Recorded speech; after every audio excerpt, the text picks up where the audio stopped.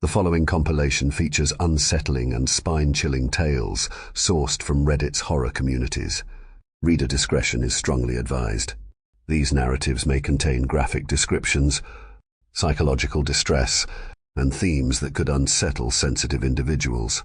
Proceed with caution, as immersion into these eerie stories may provoke fear, unease, and sleep disturbances.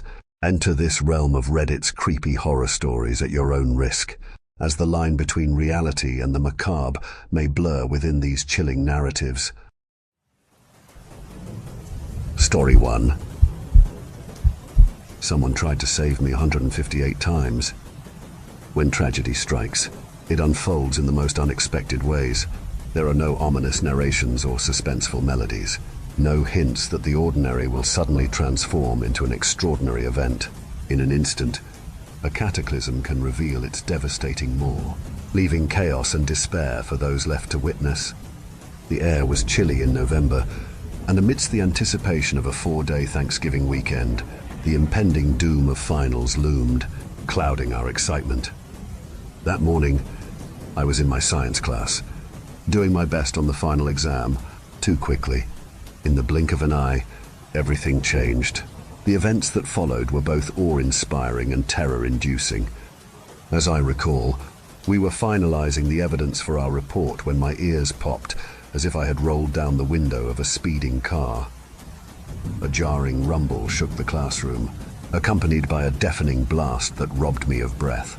The fire alarm wailed as water rained down, drenching us. I sprang up from my desk with an odd adrenal focus. We hastily made our way toward the aisle, abandoning our finals. Surprisingly, we maintained a semblance of order. The fire alarm blared as our teacher guided us out, and we obeyed in a mix of fear and trust. Like frightened animals, we followed the teacher's lead, navigating the corridors to the nearest exit. We had to walk past my mom's classroom, and I wondered if I'd see her getting her kids out. As I turned the corner, her classroom came into full view, and what I beheld was a nightmare made manifest. My heart seemed to stop, yet its frantic pounding was louder than ever. My mother's classroom door, torn off its hinges, lay in a shattered heap against the opposite wall. The threshold was consumed by a furious inferno, raging uncontrollably. I was now the one to stand witness to this wake. I don't know what compelled me to charge into that blazing maw. Was it a delusion of invincibility? A desperate belief that I could save her like a superhero? Or was it a simple act of need, driven by an unexplainable force? I cannot say, even now. I pushed through the flames and smoke, and as soon as I crossed the threshold, the fire ceased its anger, descending the staircase with the grace of a stumbling infant. I hardly registered the loss of footing halfway down. Adrenaline coursed through my veins, dulling the pain as I tumbled, and I regained my balance on the final steps. And there, at the bottom step, an impossible coldness enveloped me. The chill of the air permeated my senses as I departed the bottom step. Inside the room, obscured by dense smoke, the cries of anguish echoed. A nervous sweat broke out on my brow as I ventured forward. Guided by the sound, the acrid stench of burning flesh and hair assaulted my senses, threatening to overpower me. Gradually, my eyes adjusted to the darkness, granting me the unwelcome gift of sight. I wish they had failed me. The horrifying images etched deeply into my psyche. Charred bodies strewn across the floor, their limbs twisted and contorted, some still smoldered, becoming consumed by thin lines of crimson that crawled greedily along their blackening skin, reducing it to ash. The scene was catastrophic. It was repulsive. A nauseating sensation crept up from within, that familiar prelude to vomiting. I fought to suppress it, driven by an instinct to reach the crying emanating from an overturned desk in the far corner of the room. That must be my mom. She's still alive, I thought naively. My path was obstructed by the lifeless forms of classmates. Deep down, my gut warned me to leave, but I ignored it. Almost reaching the desk, my attention was drawn to yet another body lying in my path. This one was slightly larger than the others. It took only a moment to realize the unthinkable. This was my mother. Her right side was gruesomely absent, Her eyes clouded with milky white, and her jaw hung slack. She had lost an arm and a leg. Dead. My mother lay lifeless at my feet. The sound of sobbing erupted again, originating from behind the desk. No discernible words, just heartbroken sobs. Setting aside my grief for the moment, aided by shock, I left my mother's side to reach this person. The true magnitude of the disaster had not yet fully sunk in, the realization that no one could have survived. The crying grew louder as I approached, echoing not only in my ears but in my thoughts. It drowned out the clamor of the alarms. It was as if I was ensnared in a waking dream, where the cries became my sole focus, blotting out every other sense.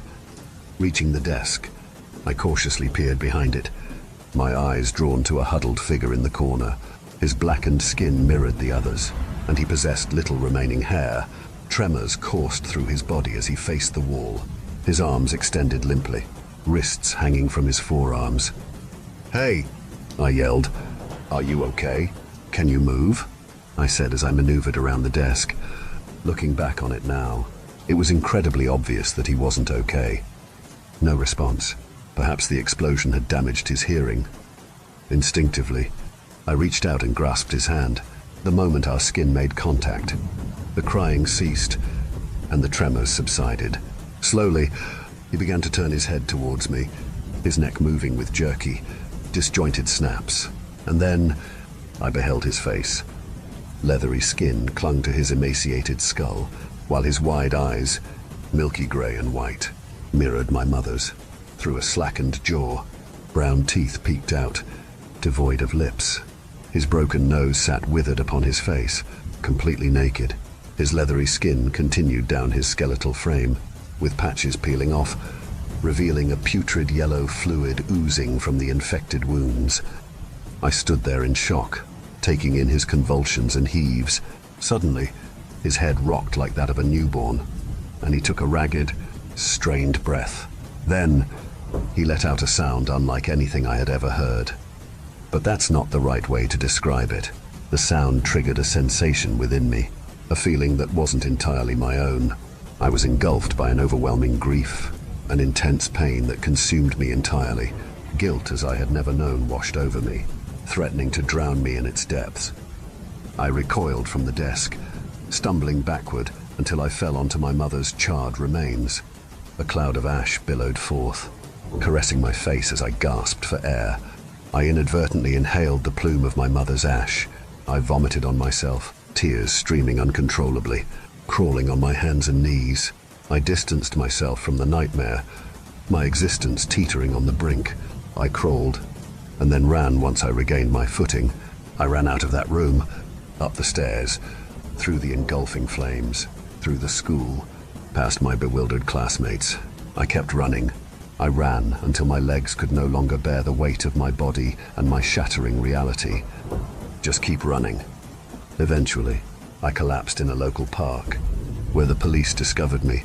The cold, crisp grass cradled my face, leaving damp imprints in unison with my tears. The officer who found me sat silently beside me in the field, offering no words of advice, nor encouragement. We both began to shiver as the cold crept into our bones. I laid in that field until I succumbed to exhaustion and fell into a fitful sleep. I was so utterly exhausted. When the officer drove me home, I awoke to a reality that felt both distant and surreal. The following year slipped away in a haze, an amalgamation of twisting memories and blurred moments. I found myself residing in my mother's home, under the temporary custody of my aunt and uncle. The settlement from the life insurance payout, locked away in a conservatorship, offered a glimmer of financial security. Grateful for their decision, I thanked my lucky stars that my aunt did not seize the opportunity to claim the money as her own. Instead, she handed me a substantial sum of cash. It was an overwhelming amount for a 17-year-old to possess while grappling with the weight of newfound responsibility. In due course, I was granted emancipation, propelled forward by financial freedom. Little did I know that this freedom would become a catalyst for a destructive spiral, deepening the void within my soul with every regretful choice. The passing months merged, as if time itself was nothing more than a fleeting illusion. I was constantly oscillating between moments of heroin-induced intoxication and near unconsciousness. My days were spent in a perpetual state of chasing a fragile equilibrium, and so, as predictable and anticlimactic as it may sound, I succumbed to the overwhelming grip of a heroin overdose. I vaguely recall the nature documentary playing in the background as I craved another hit, preparing the syringe. I found a suitable vein, and the liquid bliss coursed through my veins, flooding my senses. Was it my fifth hit? Sixth, more than I had ever done before. The rush surged through my body with an intensity I couldn't bear. My balance faltered, and I collapsed onto the couch, my head spinning in a disorienting haze. I slipped into unconsciousness, unaware of the vomit that spilled forth from my mouth. At that moment, I believe I was on the brink of death. In my haziness, I faintly recall the piercing scream someone entered the front door. I must have appeared as a visual embodiment of the death I had longed for. It was my aunt who discovered me in that state, a sight she never deserved to see. She was far too good to be exposed to the wretchedness that had become me. Rehabilitation became an inevitable path I had to tread. My therapist posited that the horrors I witnessed in my mother's classroom were projections of my mind, personifications of the hellish experiences I endured. In the ensuing months, I grappled with a profound sense of worthlessness. Despite the earnest efforts of those around me, weeks continued to bleed into months, and progress toward emotional and mental recovery became a slow, agonizing burn. No matter the tools and coping mechanisms I acquired, no matter the mental acrobatics I performed, I found myself sinking deeper into the abyss. The insidious cravings for substances clung to my heart with sickening tenacity. By the end of that year, I retreated into seclusion, abandoning my education and embracing a life of isolation. Depression became my constant companion, blurring the days into an indistinguishable haze. I traded one vice for countless others, escaping reality through endless hours of pornography and video games, despising every fiber of my existence late into the solitary nights. Even in sleep, I found no respite. My nights were tormented by relentless nightmares, unyielding in their pursuit of stealing away what little rest I had left. At my emotional nadir, I ceased to care for even my most basic needs. My body, an instrument of survival, was now perpetually hunched, bent by the weight of my deteriorating state. I had become a repugnant wreck, a physical manifestation of the turmoil within my mind. I was a mirror reflecting the distorted image of my shattered mentality. The battle against my demons was slipping through my fingers, and I was losing myself in the process. In time, my life embarked on a transformative journey, emerging from the shattered remnants of an existence that had unwittingly become my solace. It began with a simple spark, an eruption of laughter. It was not a mere chuckle or a fleeting smirk. It was a belly-deep laugh that reverberated within me.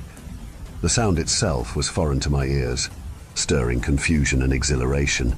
At that moment, I felt immense pride swell within me. Soon after, I shed my former self, transitioning from a reanimated corpse to an animated being. My new addiction became growth, and I pursued it with fervor. I constructed a fortress, a barricade to withstand the relentless onslaught of my mind.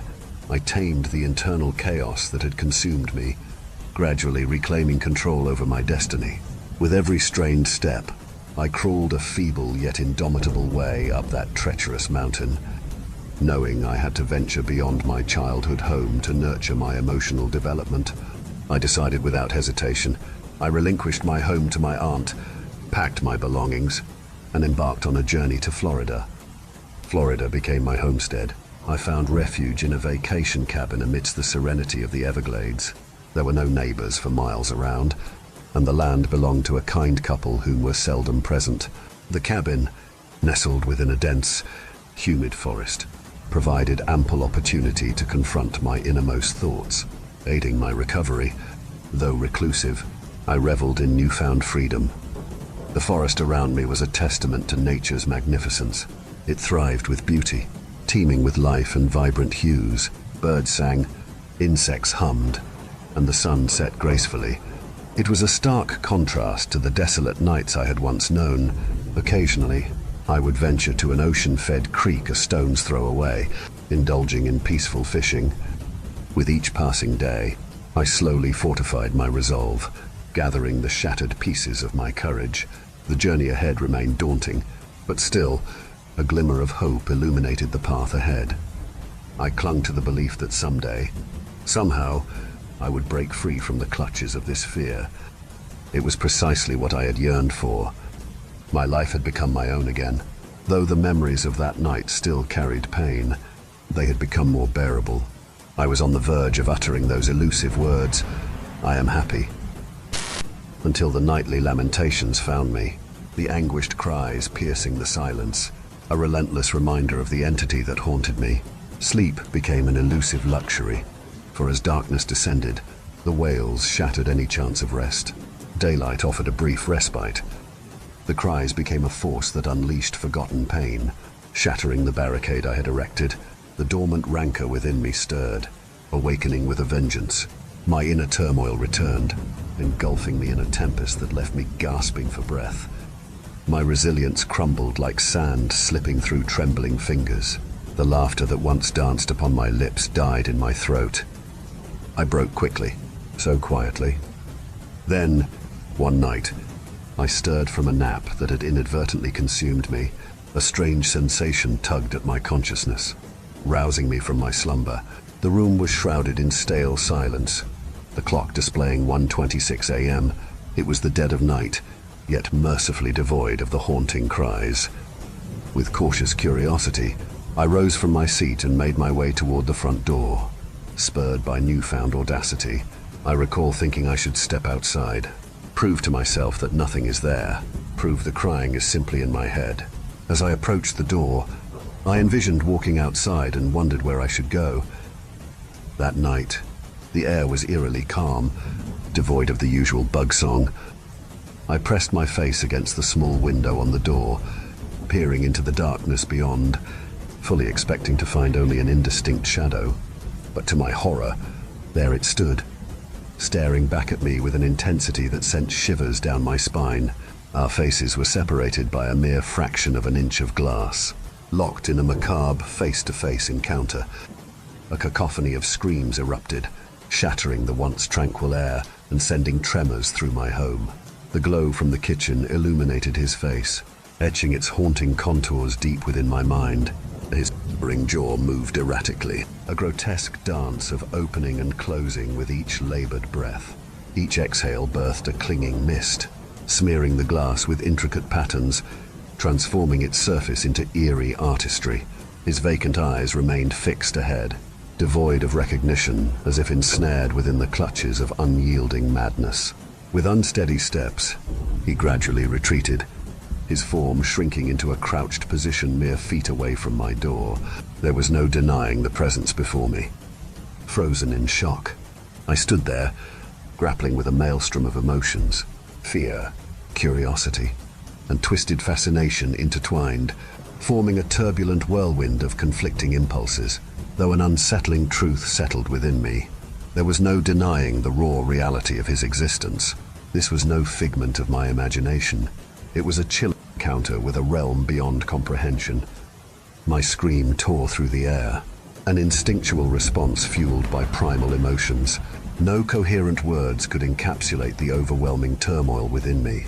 Anger, fear, and frustration merged into a sickening sensation that gnawed at my core.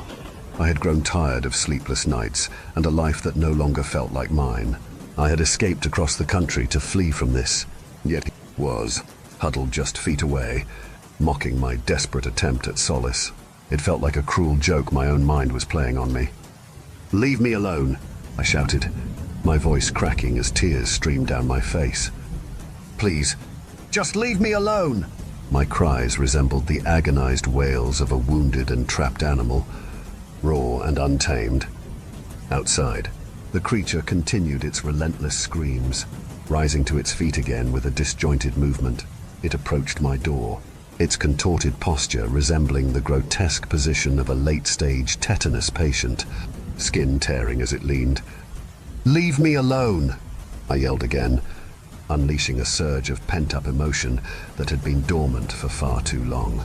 But my plea fell upon rotting ears that could not comprehend or sympathize. It reached my door. I had rehearsed this moment in my mind, over and over. I had imagined how I would confront and eradicate this embodiment of my deteriorating sanity. I had chosen this entity as the symbol of my mental decline, the effigy upon which my deserved future lay, flayed in a blood eagle-like fashion, offered to the altar of my current reality. Driven by panic and rage, I grabbed the fire axe above my table, my body moving mechanically as I propelled myself back toward the barrier that separated us. A wordless scream of terror, revulsion, and hatred erupted from deep within me as I crashed through the door, my clenched teeth unable to contain the overwhelming intensity of my emotions. The creature was struck by the door, its body forcefully pushed backward, eliciting a feral gasp from its throat. Now, I was determined to end it. Kill it. Kill me. Candle. Kill. The words reverberated in an unsettling loop within my mind, out of sync with each other, fueling my purpose as I prepared to face the culmination of my anguish. In a whirlwind of uncontrolled movement, I tumbled down the steps, my body flailing as I crashed onto the ground. Before I could fully process the fall, I found myself on my feet, instinctively rising without conscious thought, and there it was, face to face with me, its breath uncomfortably warm and sticky against my skin. The putrid stench of decay invaded my nostrils, causing me to recoil in demoralized repulsion. I felt my courage waver, and my resolve crumble. I realized I was not strong enough, not capable of facing this. I backpedaled until I was pressed against the wall of my house. Then it screamed, convulsed, and trembled before me, its milky eyes fixed on an unseen horizon, its hands stretched out, reaching for something beyond my comprehension. With that scream, a surge of courage and rage flooded my being. It was the same as it had been all those years ago in the school, an overwhelming flood of emotions that were not truly mine to feel. It's difficult to articulate, but I embodied those emotions and allowed them to engulf me, to consume me. Kill.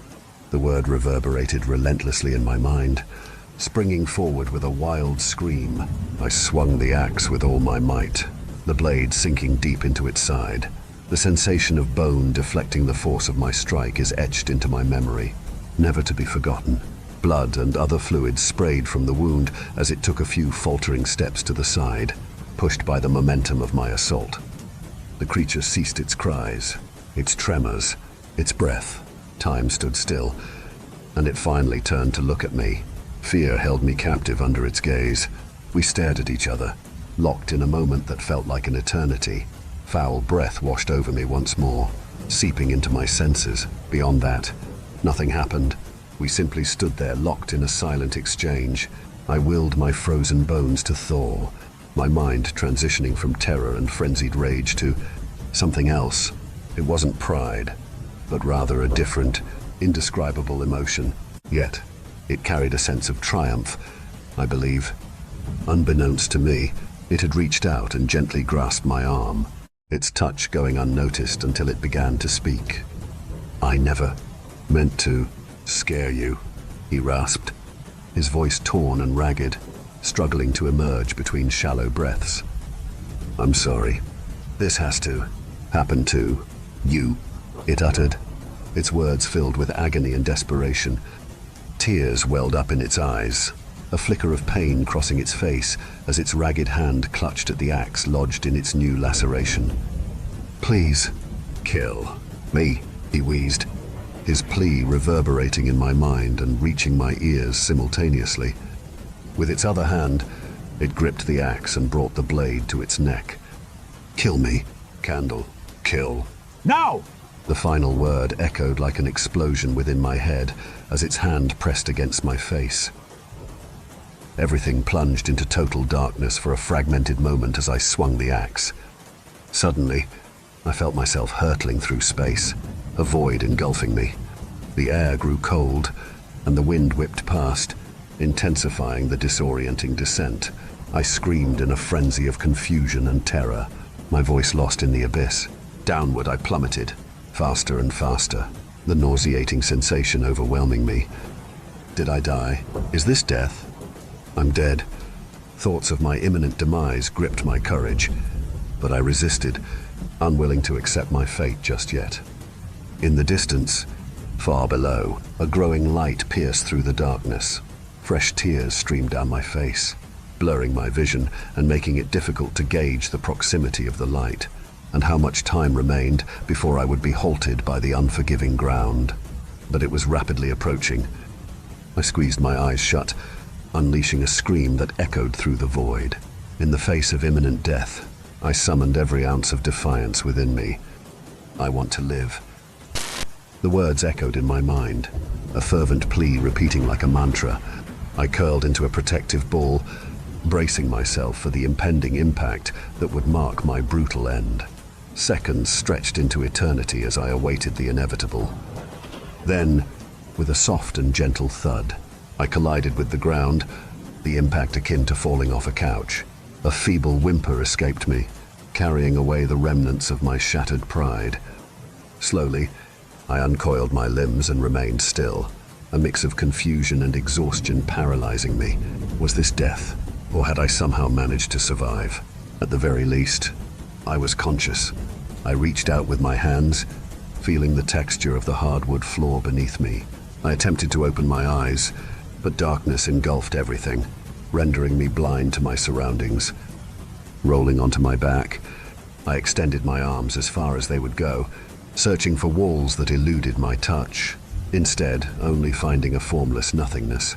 A new fear emerged as a creeping suspicion arose. Did I even have a face?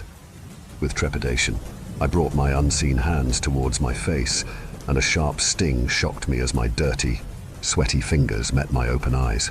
It burned, and a faint chuckle escaped my lips. Mingling with tears that continued to cascade down my face, I released a weak, triumphant sigh, throwing my arm in the air, and darkness claimed me once more, my consciousness slipping away. When I awoke, I found myself in an unfamiliar hallway, illuminated by ethereal torchlight. Glancing around from my position on the floor, I took in the details of my surroundings. The hallway stretched endlessly in both directions, its warped and aged dark wood floors covered in a thick layer of dust. On each side of me, 2 doors stood, adorned with handles clad in aged bronze. The peeling, curling white paint of doors cast small shadows that danced in the flickering flames. Ornate red and gold walls framed the hall, extending into the distance without interruption. The air hung still, thin and cold. I pushed myself upright, drawing a reflexive breath, just to find that my lungs refused to cooperate. I couldn't draw in the air, an unsettling revelation that further shook my fragile state. Yet, amidst the disquietude, an unexpected acceptance settled upon me. Maybe I truly am dead, I mused while massaging the space between my eyes, and perhaps this is limbo or some other place beyond the realm of the living. Standing before the doors, I brushed off the accumulated dust as my fingers traced the bronze knobs. I attempted to turn the knob of the door on my right. It remained resolute, refusing to budge with my attempt. I turned my attention to the door on my left, hoping for a different outcome. Yet, once again, my efforts proved fruitless. The doors remained firmly shut, denying me entry. A sense of resignation settled over me as I contemplated the possibility that I had indeed entered a land of limbo or purgatory, where the deceased wandered aimlessly, seeking answers and respite. If there were lessons to be learned or tasks to be fulfilled, I had yet to discover them. But the absence of purpose, the prospect of eternal nothingness, weighed heavily on my soul. With a deep breath, I made the conscious decision to venture further into the darkness, forsaking the dwindling light behind me. Hours turned into an indeterminate passage of time as I traversed the corridor, my hand trailing along beside me against the cold surface of the wall. Surprisingly, fatigue and hunger eluded me, further reinforcing the notion that I probably died. If this was the extent of my existence, an eternal cycle of aimless wandering, I yearned for something more. The prospect of mere nothingness, devoid of purpose or meaning, felt like a reality abandoned by the gods long ago. Determination and desperation mingled within me, urging me to maintain my pace and to keep moving forward despite the uncertainty. And then, a sudden burst of light ruptured the darkness behind me, catching me off guard. The icy tendrils of fear gripped my chest, causing me to flail and stumble, my yelp swallowed by the darkness. With a surprising display of grace, I flopped heavily on my stomach. I clambered to my feet and swiftly turned around. Propelled by a sense of desperate longing, I hurtled toward the newfound light, driven by an unspoken fear that it would fade if I didn't reach it in time. Desperation fueled my actions as I lunged for the handle of the nearest door, seeking the anchor to halt my momentum. The handle remained steadfast, unyielding, as it abruptly halted my chaotic trajectory. I clutched the doorknob with both hands, pouring every ounce of strength into my attempt to pry it open.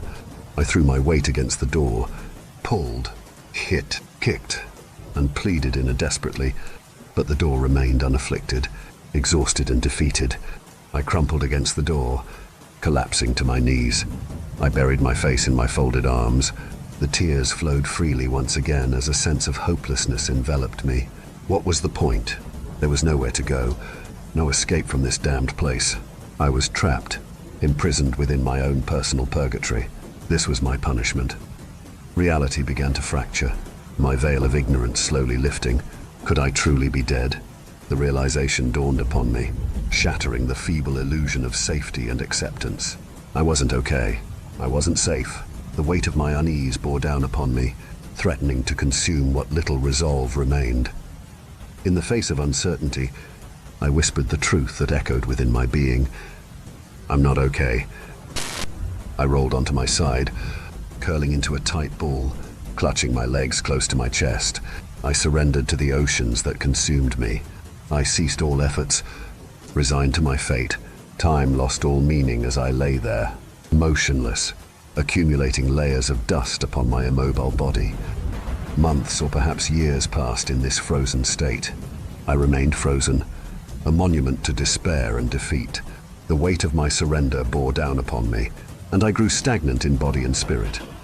As time passed, a small voice emerged from the depths of my being, offering tiny shards of defiance. It urged me to continue, questioning why I should give up. The relentless nagging of that voice eroded the staleness of my resolve.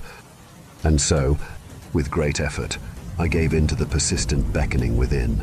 I began to stir, my brittle bones creaking and cracking in response to the tentative movements. Every inch of my being protested, muscles screaming as I defied the platitudes that had held me captive. The desire for something different, something more, ignited within me. It took time, but I managed to rise to a sitting position. My body clung stubbornly to the remnants of my self-imposed stagnation, resisting my will. But I knew I had to move. Just move. I whispered those two simple words to myself, a mantra in the stillness, with each painful twitch and every tear in my flesh. I pressed forward. The blinding light pierced through the darkness, and I quickly shielded my eyes. The hallway, once shrouded in darkness, was now ablaze with the furious glow of burning candles, illuminating every inch of the endless walls adorned with their white doors. Shielding my eyes from the searing exposure, I recoiled from the scorching heat that began to radiate from the flames. I peered through the gaps in my fingers, and a sight greeted me that filled my heart with renewed hope. There, at the end of the hallway, lay an exit, a definite continuation beyond these confines. A rush of motivation coursed through my veins, igniting a fire within my soul.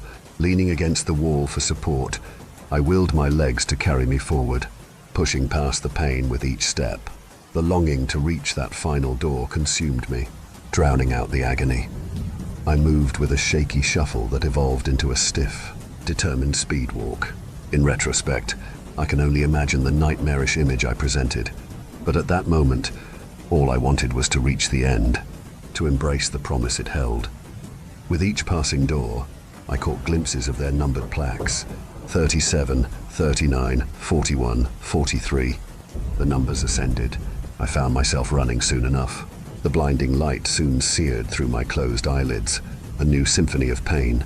Perhaps I should have gauged the distance to the end, but in my blind pursuit, I collided with the ending wall with a resounding thud.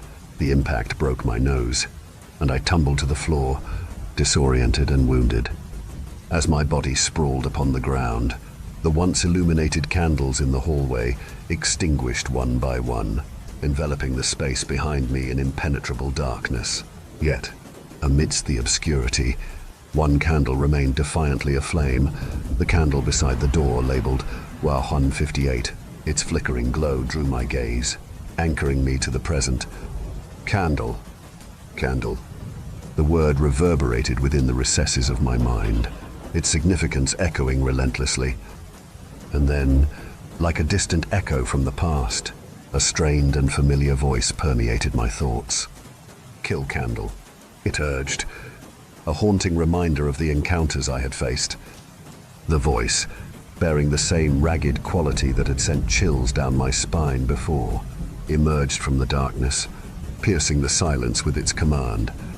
A low, ominous rumble stirred in the distance, a sound foreign and unsettling to my ears. It started as a mere murmur, barely perceptible, but gradually swelled in volume, intensifying with each passing moment. The air itself seemed to thicken and vibrate with distraught energy, a growing force that quelled the surroundings. I felt it from deep inside my being. It was the sound of impending doom, a creeping darkness that threatened to swallow everything in its path. As the rumble resonated through the depths of my being, a profound distress began growing within me. It crawled beneath my skin, coiling around my muscles and sinew with a chilling grip. The sensation of impending nothingness clawed at my very core, filling me with a deep-seated dread. It was a fear unlike any I had ever experienced, a realization that I stood at the precipice of an inevitable and irrevocable end. The weight of this knowledge settled heavily with a visceral stab of anxiety that sent tremors through me. The world around me seemed to hold its breath, as if bracing for the impending collision with an unimaginable force. I stood helplessly transfixed, caught between fight and flight, a deer in headlights.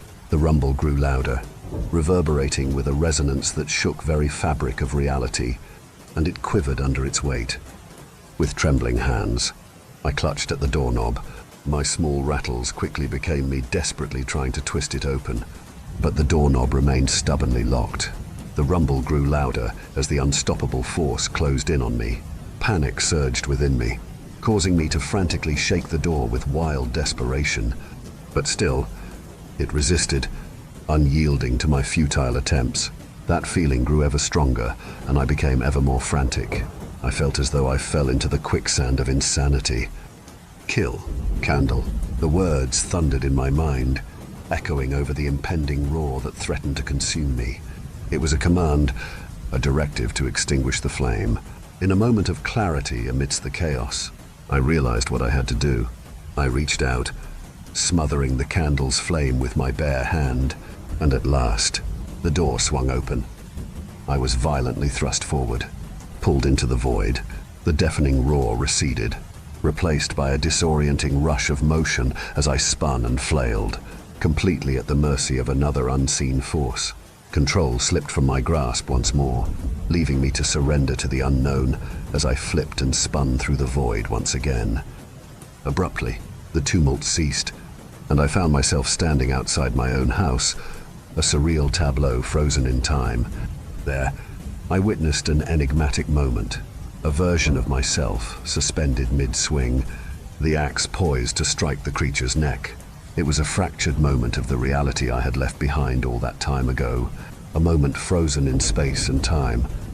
Taking a hesitant step forward, I was abruptly hurled back into my own body, the fragments of my existence reuniting. Time resumed its course, and I felt the weight of the axe as it carried out its intended purpose. The blade connected with a solid, metallic impact, tearing a new rift in the fabric of reality. I was again plunged into a jarring darkness. The whirlwind of confusion was the only thing familiar anymore. The musty scent of familiarity, reminiscent of my high school days, filled the air, punctuating the otherwise suffocating silence.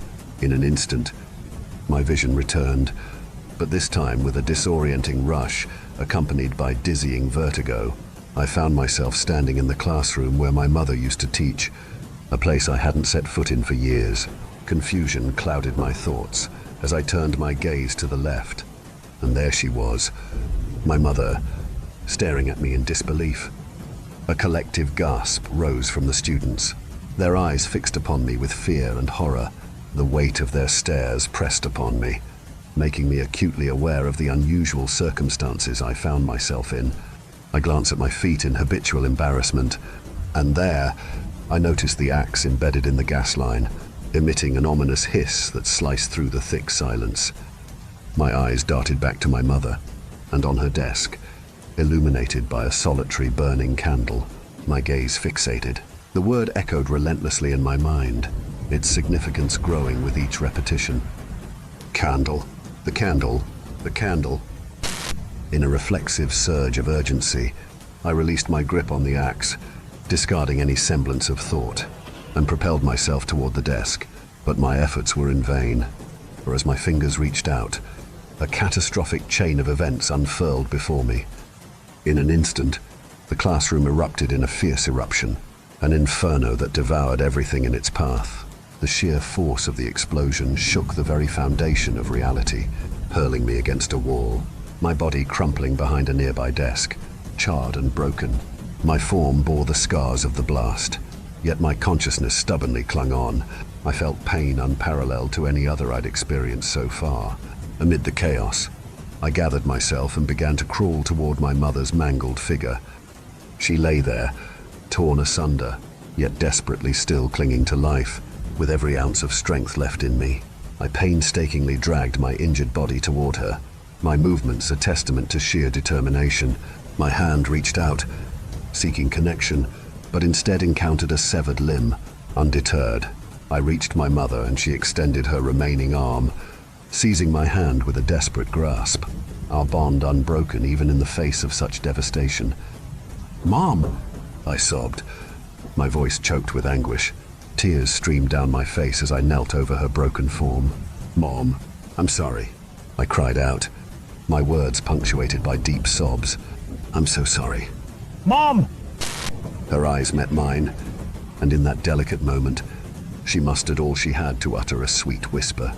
"I love you," she barely managed, a weak attempt at a smile gracing her lips, but as her grip weakened, her hand slipped away, surrendering to the pull of gravity. I collapsed once more, pressing my head against her scorching shoulder, the flames from her burning clothes licking at my tear-soaked eyes. At that moment, the white-hot pain of loss eclipsed any physical pain I might have felt. The realization struck with cruel clarity. I hadn't succeeded in extinguishing the candle. I had failed once again, repeating the cycle for the 158th time. The weight of my failure bore down on me, crushing my soul into a cloud of fine dust to be carried away with the hellfire that consumed my surroundings. I didn't deserve the reprieve of holding my mother. I needed to escape from the desolation I had wrought, crawling on hands stained with her blood. I retreated to the corner of the room, my arms hung limply at my sides, my body trembling with a mixture of guilt and revulsion. I didn't want to touch anything, especially not myself. I recoiled from my own skin, my hands, the instruments of her demise. I wanted to shed my skin as it pressed its decrepit form ever closer to my heart. "I killed my mom," I whispered, the words heavy with self-condemnation. I trembled uncontrollably, consumed by my otherworldly screams of anguish and sorrow that shattered the air. Suddenly, a voice pierced the chaos from behind me. "Hey!" it yelled urgently. "We have to get out! There's a gas leak." A hand reached out and grabbed mine. As I turned to face the source, a jolt of recognition coursed through me. I was staring at myself, another version of me, yet somehow different, younger. At that moment, I realized with terror that I had become the embodiment of the nightmare. I screamed a primal cry of disgust and horror, forcing the other me to retreat in a frightened flurry. Days have passed since then. After the younger me fled, I was pulled back to our timeline. This timeline, for the final time. I hope my journey was enlightening, entertaining. I hope you won't stagnate as I did. And if you ever find yourself stagnant, placated, absent, and it's the why that keeps you down, then you should also ask yourself, why not? Your reasons just might be enough to move forward again. Story 2. I don't remember having a dog named Muggles. When I was 23, I suffered from the worst nightmares. I would wake up in the middle of the night, drenched in a cold sweat. The room spinning while faint pale light seeped into my bedroom, the grip of uneasiness grasping tightly as I gradually caught myself from the sensation of free falling, and after a few minutes my breathing would slow, my heart retreating back into my chest. The whole ordeal only lasted mere minutes, but in the moment, the experience felt like an adventure of epic proportions, an immersion into the depths of hell. I tended to let out a slight chuckle once my soul returned back to me, but that's when I would feel it, the slimy substance of something liquid running down my hand. At first I assumed it was sweat, but after turning on the lights would I see it, the drool. It was sticky, long strands of the slime stretching out as I pulled my fingers apart, droplets falling onto my bed leaving a deep grey stain, and my nose stung from the horrid stench, one similar to a rotting piece of meat. That first night I tried brushing the bizarre occurrence to the side, rationalizing the event to nothing more than my mind playing tricks on me, just simply remembering the night wrong. But when it happened the next night, my stomach sank, leaving me feeling as if I had swallowed my own tongue. Though I did my best to explain it away, telling myself that it was a part of my nightmare, perhaps sleep paralysis, the thin thread of reality being blurred by the dream world. All that had shattered after about a week of the same thing happening, and I had soon realized it was occurring at the same hour, 3:33 a.m.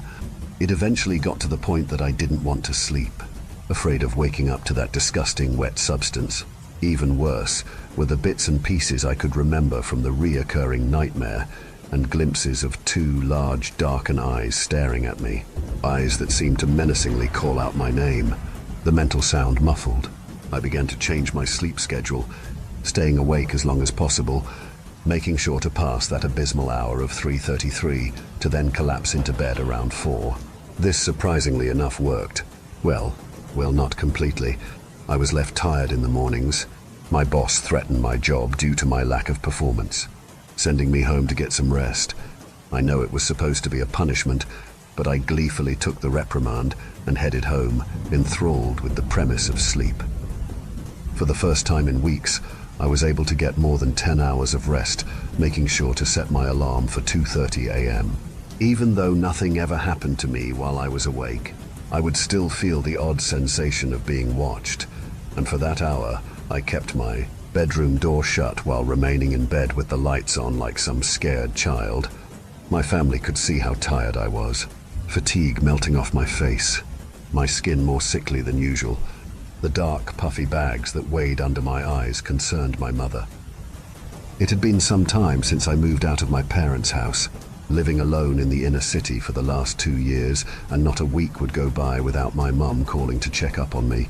Once she noticed that I was no longer taking her calls, she made the 2-hour drive to visit, and that's when she saw the crumbling form of her once vibrant boy. I explained to her of why I didn't want to sleep, telling her about the nightmares, the drool in those eyes. To my astonishment, she laughed, brushing aside all of my worries, telling me that this has happened before, that I had the same problem when I was a boy, no more than 3 years old, that I complained about a night visitor. She told me it was because of our family dog Muggles, that he would sleep in my room panting all night as I slept, occasionally licking my hand. She told me that it was quite traumatizing to me for whatever reason, because I complained about those same dreams for the next few years. I asked her why couldn't I remember any of it, or better, why couldn't I remember Muggles? She didn't have a good answer, only telling me eventually I grew out of it, that the only other time I had a similar issue was when I was 13. She remembered on one of those nights I was so terrified that I slept in their room next to their bed for a week. I was left confounded of how none this rang a bell. My mind clouded with a haze of uncertainty, but a bit of relief surged through me, understanding that apparently this had happened before, meaning it will come to an end. My mother could see that gleam of reassurance sparkle in my eye, and she smiled, caressing my cheek with her hand, sending a wave of warmth down my body. She left shortly after that, telling me to remember it wasn't real, that Muggles never would have hurt me. I felt comforted but didn't take any chances, and I stayed awake until 4 a.m., promptly falling into a deep sleep. For the next few days, I spent time writing down any memories I could remember from my childhood, trying to recall any moments that would have been traumatizing. I read online that sometimes our minds block out negative experiences, something about denial or coping. It was psychological mumbo-jumbo, but I guess there was some merit to it. I called my older sister and asked her about Muggles, asked what type of dog was he, or was it a she. My sister didn't tell me much. She was already in her late teens when I was 3, so she didn't pay much attention to my existence. I was what you called a surprise to my parents when I was born, and in my mind I could just picture the expressions on both of their faces when finding out I was expected, them being already in their late 40s. My father didn't hide his disappointment when it came to me. He didn't mistreat me or anything like that. It was more of his lack of enthusiasm when it came to anything I did. Winning the spelling bee in 3rd grade wasn't much of a big deal, since both my sister and older brother had done the same. So I guess by the time it got to me, he was a bit jaded. Sometimes I would catch him just looking at me with a stare of indifference, almost of intrigue, as if something was going to pop out of me at any moment. I tried talking to him, but all he ever gave me was the typical, "Sure, I'm proud of you, son," kind of responses. Like I said, he wasn't mean or abusive, just distant, a floundering spirit that watched me grow from afar while my mother did the nurturing. After a few weeks, I grew tired. Dark rings festered under my eyes. The gravity of merely keeping my eyes open felt as if each lid was holding up the earth itself. It was obvious I needed more sleep, my sanity dangling on a thread. The threshold swiveling in the breeze, where at times things seemed normal, but others, reality seemed to blur into abstractness, giving off the impression of something mechanic was happening behind the veneer of my home. So I decided to give in to my fear and indulge. I figured perhaps I could remember more about that nightmare. Maybe it had clues of that damn dog. Muggles. In the back of my mind, I created some fictional creature that morphed in and out of reality, taking the shape of a dog that apparently once belonged to me.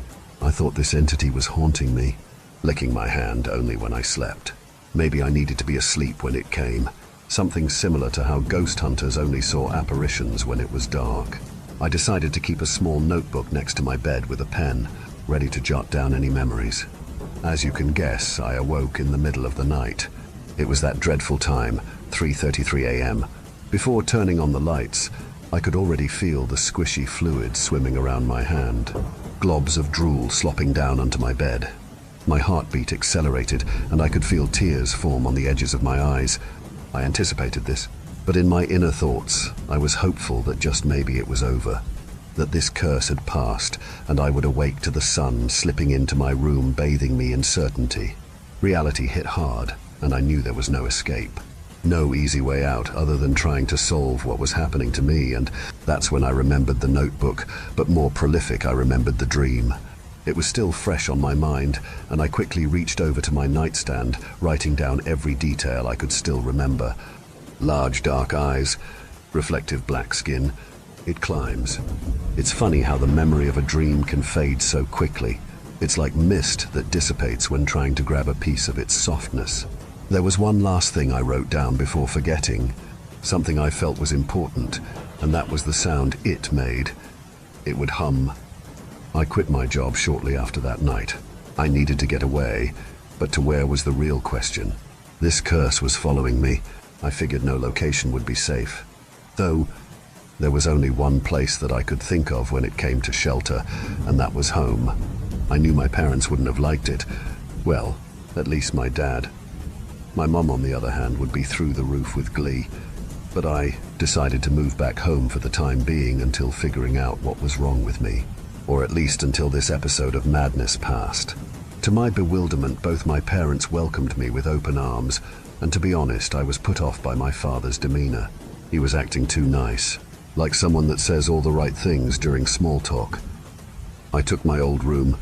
Nirvana posters still hung on the wall, while the cheap glow in the dark sticker stars that I stuck on my ceiling years ago remained in orbit. It was all how I remembered. I explained to my mother that I just needed rest. that the night terrors were overwhelming. She hushed me before I could completely finish what I was saying, hugging me. I felt so loved that first day, and I questioned why I had ever left home in the first place. I suppose we all leave. That's what baby birds do. Fly away and start the cycle of life all over. But what if that cycle is hindered by a darkness? Some force that brings you back to the best? I know I was being too philosophical about the whole thing. It was dreams, but then again, what was that substance? That first night I was hesitant to fall asleep. I stayed awake till practically the hour, but then gradually slipped into sleep without realizing it. I awoke to the smell of bacon sizzling. I had slept without any interruptions. No slime or headaches, but more delightful. I felt rested. I headed downstairs where my mother was preparing breakfast, and I was elated to tell her about my night, that I had finally gotten some sleep. Of course she was happy for me, telling me that all I needed was home to remedy any illness, and for whatever reason those words got me thinking. If home really was the answer, then why did my nightmares originate here? After breakfast, I asked my mother if there were any pictures of Muggles. Maybe seeing it would trigger more memories. She told me that there were none, that sadly any pictures we had of it was destroyed a long time ago. I questioned why they would have been destroyed, but the explanation was simple. It happened when my father was fixing up the attic where the photos were kept. He accidentally spilled paint thinner on the boxes that housed them, ruining them completely. In the moment, I felt like telling my mother how convenient that was, but stopped myself. Instead, I asked another question on something I picked up on my mother saying. She had called the dog Muggles it. Did she not remember if it was a male or female? This question actually caused her to pause for a moment, digesting it thoroughly, as I could see her eyes draw upwards with deep thought. She then laughed and said that she couldn't remember, that obviously it was one or the other. The second night was much like the first, though this time I was more confident at getting sleep, so I went to bed early. I didn't remember dreaming, just waking up once again to sizzling bacon. This went on for about a week. Nothing eventful happened. My father still pretended to be happy with my visit. Then a strange epiphany hit me like a bag of bricks. The nightmare of that entity seemed to be gradually vanishing. I had to keep reading my notes of what I saw. Large dark eyes, reflective black skin. It climbs. This was the only way for me not to forget. It was as if someone was pulling the dreams right out of my head, and even though I felt rested, I still felt disturbed, but in a different way. With my life now returned to normal, I decided to head back into the city, telling my folks I was leaving, but right before doing so, I went to talk to my father, alone. He was still masquerading around as this jovial parent. The facade made my stomach turn. I ignored his smiles and asked him about the dog. He stumbled over his words, almost surprised that I would bring that up with him. He told me that I loved that dog, that it had a habit of licking my hand while I slept. I nodded along, listening intently, and that's when I noticed something about my father. There was something in his mouth, and I only saw it for a split second, but it looked like a finger, a black one. I closed my eyes tightly, trying to wash away the delusion, but something was not right. I could feel it in the pit of my gut. The way he kept talking without saying anything, just gibber-jabber, mindless dribble. I kept staring at his mouth. There was something in there. I was sure of it, but after a while I think my father noticed my intense stare, and he began looking away while talking. Maybe I was going insane. Perhaps I had permanent brain damage from this ongoing sleep dilemma. Right before leaving our conversation, I asked him if he remembered what type of dog was Muggles. His eyes widened, and he remained quiet for several seconds. A type of guilt ran off of his face, and for a moment I saw his lip quiver from unease. I then knew there's something going on, and whatever it was, I couldn't trust my father. He told me he couldn't remember, and I left it at that. Before leaving, I took a box of some old drawings that I kept hidden behind my bed. It was my secret stash of artwork, things only for my eyes, and I figured I would review them when getting home. My mother was sad to see me leave, while my father, well, he no longer looked so joyful. His eyes interrogated me with suspicion, offering out a handshake to bid me farewell. Entering the city, I felt the subtle stench of nausea form in my nose. The contrast of flourishing trees being taken over by monumental skyscrapers was daunting. almost as if the grim reality of insomnia awaited my return, and the endless windows from each building acted as eyes, all watching me return as I drove past. My apartment stood the same. It felt cold and suffocating. Almost immediately did I miss my parents' home. I swallowed my trepidation and prepared some dinner, scouring through the fridge for anything edible. I decided to go through the box of artwork shortly after, and I sat on my bed in hopes of finding some insight to that dog. Nostalgia washed over me with each drawing. Some were of me and my family standing in front of our home with a cartoonish sun blazing above. As I put aside each drawing, I saw the bright, vibrant colors slowly shift into darker tones. The sun no longer yellow, but a dark red. The trees withering, and I sat confounded, not remembering any of these morbid drawings.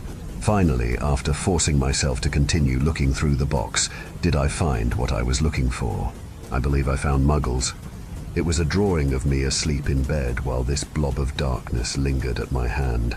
It looked nothing like a dog or even an animal for that matter. I turned to the next drawing, it being similar. A vague doodle of black lines sitting next to my bed as I slept. Sometimes that black thing would be on the wall or even above my bed. There must have been several drawings depicting this creature, and I knew this entity was never my dog. The last one was the most vivid, the sight running chills down my spine. It was a close-up of its face, the face that I have been dreaming of. I don't know how long I stared at the drawing, but the sun was out when I first began, rifling through the box, and before I knew it, darkness had wrapped itself around my walls. I kept having flashes while looking at the drawings, memories somehow flooding back in. Me awakening to that thing licking my hand and my father screaming. It was like an endless loop. 3 memories flickering over and over. Licking, screaming, and eyes. Licking, screaming, and eyes. Licking, screaming, and eyes. Licking, screaming, and eyes. Licking, screaming, and eyes. What the hell was happening to me? I threw the drawing to the floor, and I got up from bed running to the bathroom to vomit. The drawing was of a face, but it wasn't of my father or a dog, but some creature, and I use the word creature half-heartedly because this thing was something else. In my childish hand, I drew the figure with 2 large, glistening eyes, an oval-shaped head, but the thing that haunted my attention the most were its teeth. They weren't actually teeth, but mandibles protruding from its face. Mandibles that looked similar to that finger I saw in my father's mouth. I lost myself in deep thought pondering as to why I couldn't remember any of it. Why in my lost memory was my father screaming? I went over to my couch and sat for a few hours while drinking a beer, trying to make sense of the whole thing. Glimpses of those abysmal eyes staring at me from every dark corner. I needed to get rid of the drawing. I wanted to burn it, but I decided tossing it out the window was the better option. I turned on all the lights to my apartment, making sure any shadow that danced in my periphery faded, only leaving a space of certitude. I kept drinking. I ran through a 12-pack without a blink, pounding one right after the other. Eventually, I fell asleep on the couch. My head leaned to the side, spilling all of the built-up saliva onto my shirt. I'm pretty sure I was quite a sight, and while my body lay limp in the real world, I dreamt of my father in the realm of slumber. I didn't know if it was a dream or maybe a memory. It was of me in bed, halfway asleep, as my father stepped into my room. The light from the hallway over cast his face, blurring out any facial features. He stood at the doorway, just watching me sleep, making a weird humming noise while his head violently trembled. I couldn't move, but a sense of dread erupted in me, and I could practically feel my chest cave into my stomach. I wanted to call out to him, ask him what he was doing, but I remained terrified, frozen, unable to even mutter a word. That's when I heard a whimper of what sounded like a dog. Soon I felt something aggressively grabbing my hand, redirecting my gaze to the side of the bed, and that's when I realized in the dream I wasn't a child, but my adult self. I then heard the sound of little feet scuttering on the wall as if something was climbing, and then I woke up. It was still dark out. I was trying to catch my balance as the alcohol still coursed through my body, and as my vision adjusted to reality, I noticed all the lights to my apartment were off.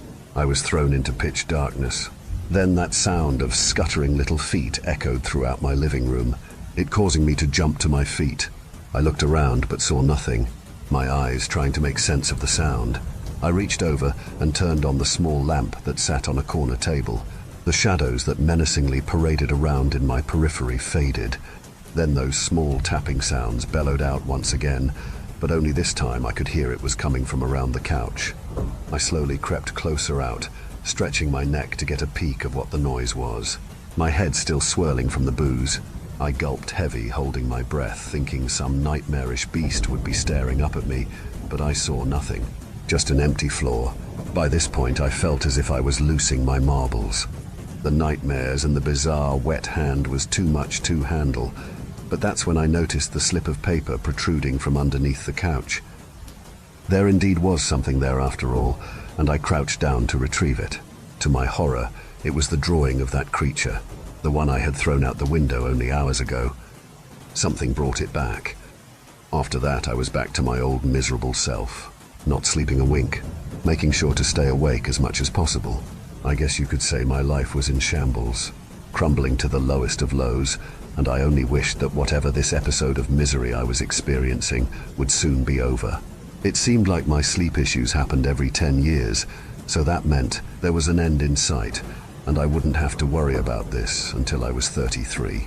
The thought made me shiver, since the time that I would always awake to was 3:30, making me think turning 33 was the ultimate goal for whatever haunted me. Thoughts of my father acting so strangely infested my mind for the incoming days. Remembering how his words sounded somehow rehearsed, and that finger wiggling in the back of his throat. Was I really going crazy, or was there something more to what was happening? I decided to keep the drawing of that entity, not wanting to throw it out again, thinking that somehow, whatever created those tiny steps before would only bring it back to me, like some grotesque game of fetch. I stashed the drawing in the bottom of clutter I kept in the closet, hoping to get it out of my sight, but somehow I felt those devilish eyes watching me through the pile of mess, its stare lingering on my every move. I knew that I couldn't wait any longer, that if I was going to get through whatever torment I was suffering from, it was going to be through my own will. So I devised a plan, one that probably didn't make much sense, but in my sleep-deprived state it sounded genius. When I was a kid, my father put me in Little League. I wasn't the best catcher or even a fast runner, but one thing I did seem to possess was tremendous strength when it came to batting. I was the only kid that could hit a home run in any given game, and back then, my father was full of life, celebrating my small victories. This was probably the only time I can remember feeling close to him, and after hitting a walk-off game winner, he gifted me with a Luciville slugger that was passed down to him from his father.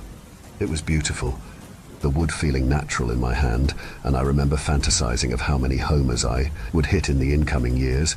But as time passed, my relationship with my father changed, his interest in me dwindling. My excitement for the game gradually shifted, and I threw my grandfather's slugger in the closet, where it remained for years until bringing it to my apartment out of the sheer thought of memories. Now that same wooden bat had a new purpose, one that was going to save my life and sanity. I sat in bed the next night, watching the time on my phone slowly change, waiting for the usual hour to approach.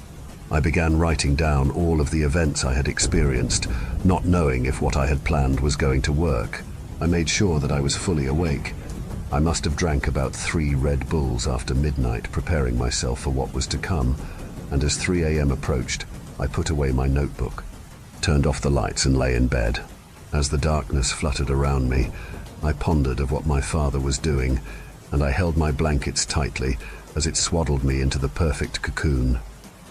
Next to me in bed was my grandfather's Louisville slugger, caressing the side of my body, its stiffness making me shift my body around. I was going to pretend to sleep, hoping whatever Muggles was would come to me as it always had, and when it did, I was going to kill it. Even though my clock was digital, I could still hear the second hand of an analog clock thundering in my head, my anxiety spiking higher than Mount Everest. Time seemingly to slow while I watched it expire. I needed this nightmare to finally end, for this monster to go away. When the time hit 3:30, I contemplated if I was doing the right thing. What if Demon was too strong? What if I only angered it? Or what if it never came and perhaps I really was just imagining everything? As I kept thinking of such things, I heard those same scuttering taps from a few days earlier approach. It was coming from outside my bedroom, and that's when I closed my eyes, pretending to be asleep. I breathed heavy, mimicking the natural circadian rhythm I would have, and I just waited. I made it easy. I outstretched my hand on the outside of the bed, it hovering over the floor for easy access.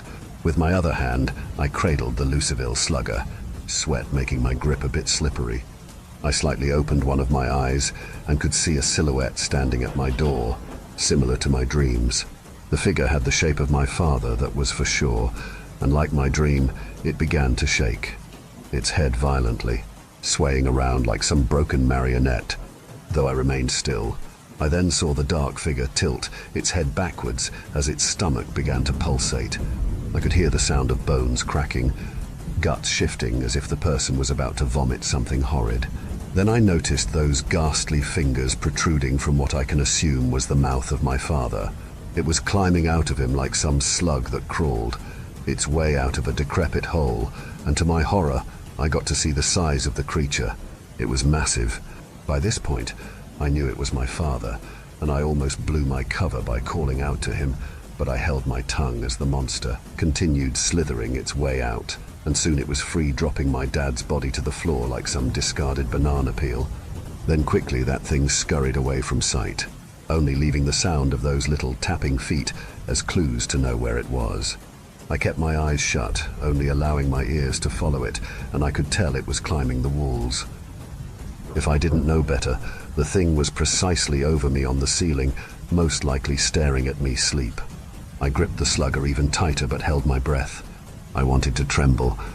I wanted to scream, but I knew all this had to end, and soon I felt the creature licking my hand. During games when it was my turn to bat, I would get extremely nervous, to the point of me leaving the park, but my father would stop me, doing his best to calm my nerves. He told me to ignore the noise, to isolate it out, and the best way to do so was to slowly count to 3, but to do it in my head. My father's words rang through as the beast kept licking my hand. I slightly cracked open my eyes and peered through the darkness. There it was, Muggles in all its glory. There was the black, glistening eyes with an oval-shaped head, but even more terrifying was its oversized mandibles. It was clear the thing was gnawing at my hand, and I mentally prepared myself for what was to come. Then counted to 3. The next few minutes zipped by like a blur. I couldn't tell you exactly what happened. All I remember is swinging and hearing the sound of glass shattering. Crack. Then whimpering, the whimpers of what sounded like a dog. I don't remember how much time had passed, but the next memory I have is of standing over the dead body of whatever the hell this creature was, and now with the lights on, I could clearly make out all its features. To make it plain, it's simple, it was a giant bug. A monstrous insect that only lived in the depths of hell, and somehow it made its way to Earth. To me, now the bastard was dead, white fluid flowing out of its cracked skull. I didn't know what to make of it, and during this time I had forgotten about my father's body. That was until he started coughing, him coming back to life. He was disheveled, memorized to the whole situation, not knowing exactly what had happened, but aware of coming to my apartment. Apparently Muggles had the ability to take possession of my father's body, only leaving him as a passenger in his own skin. He was relieved that the beast had been slayed, and we hugged for minutes, both jovial to it being dead. My father filled in all the missing gaps to my memory, telling me when I was 3 years old he would hear me crying in the middle of the night, complaining about our family dog licking my hand. Since we didn't have a family dog, my father knew it was something else. So he waited in the middle of the night to see what was happening, and that's when he saw Muggles. It left my father in shock seeing such a thing, and he screamed out in pure devastation, only for the monster to attack him. It seemed as if the insect somehow burrowed its way into my father, taking control of his body.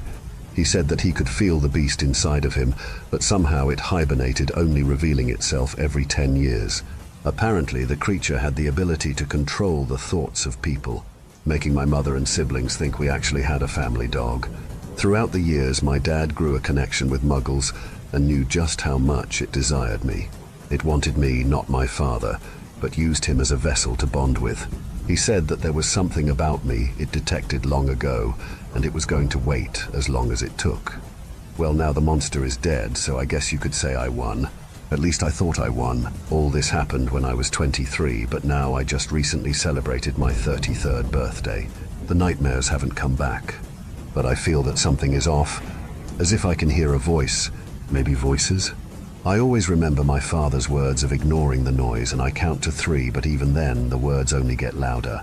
I don't know exactly what is happening to me, but the other day, I felt a tickling sensation in the back of my throat, and I ran to the bathroom to stare at myself in the mirror. I saw something that looked wickedly familiar. I saw fingers in the back of my mouth. I don't know what that creature that went by Muggles wanted with me, but whatever it was, it has affected me. Maybe I am turning into it, or perhaps somehow it lives inside of me. Maybe that's what it was doing when licking my hand. Whatever the case, I am documenting everything. If I live or die, I guess doesn't matter. Just know if someone tells you about having a dog, you don't remember. Understand it might have been another Muggles. Story 3. If you've had recurring dreams, then please, I need your help. Recurring dreams are something I've always been fascinated by. Since I myself have experienced this phenomenon countless times, I've become quite interested in it. There's a few different subreddits and communities dedicated to this topic, and a lot of people shared some interesting things. The ones that especially fascinate me are the accounts of those who claim to dream the same or similar things. And in this instance, it's a place that I and others refer to as the Dreamscape halls. Before reading any further, it's crucial I make you aware of the risks associated with this. I won't pretend to fully understand why, but there is some evidence to suggest that those who learn of this phenomenon can go on to experience it themselves. If you're familiar with the SCP Foundation and its lore, then this is similar to what they call a cognitohazard, something that can spread simply through knowledge of its existence. To me, it's also sort of like when you buy a car and start to suddenly notice that same car everywhere, like your horizons have suddenly broadened. Just please be aware that by reading about this, that means it may also happen to you. If you're still here, then I hope you know what you're agreeing to. Over the years, I've browsed many websites, subreddits and personal blogs related to dreams. The mention of the Dreamscape halls are few and far between, but I have found several people who have reported having them. As far as I can tell, there are not a lot of commonalities between them, but there are overlapping descriptions which seemingly are reported time and time again. Most start by describing the Dreamscape halls as an expansive, seemingly never-ending maze of hallways and rooms. Usually, these halls take on aspects of a retro, early 20th century hotel with polished wooden floors, black and white photographs and decor reminiscent of Western Europe pre-World War I.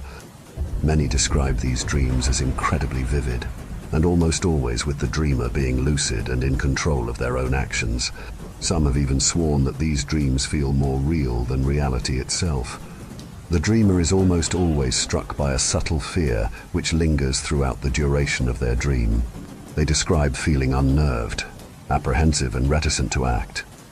Mike was the first person who ever described his experience to me, and one of the main reasons for my eventual passion in researching the topic. When we spoke, he said it had been a few years since last he dreamt of it, but claims the memory was as vivid as the day it happened. His initial memory of the event was finding himself in an unfamiliar room. He wasn't laying down either. He just said 1 second he was laying in his own bed, and the next he was standing in this place which he had no recollection of arriving in. Around him was the rationalist boutique-style room of what appeared to be an early 1900s hotel. Shimmering wooden floors were covered by several Tuscan rugs with ornate spiraling patterns. The pewter walls were adorned with a good dozen black and white photographs of men, women and groups of people with impassive expressions. Mike turned to inspect the room and found a window behind him covered with gossamer, cotton chintz curtains. He moved towards them and opened them, finding a window behind it. But something wasn't right. There was nothing beyond the window, just a black void which seemed to stretch infinitely in every direction. Mike described the void as almost flowing outside, like the entire structure he found himself in was submerged in an ocean of crude oil. He thought about opening the window, but says it didn't seem like a good idea. Instead, he approached the closed door, which was marked by the number 709 hanging above the peephole. Mike glanced through the eye slot, seeing nothing but an empty hallway beyond. After another few moments of inspection, he took a deep breath and opened the door.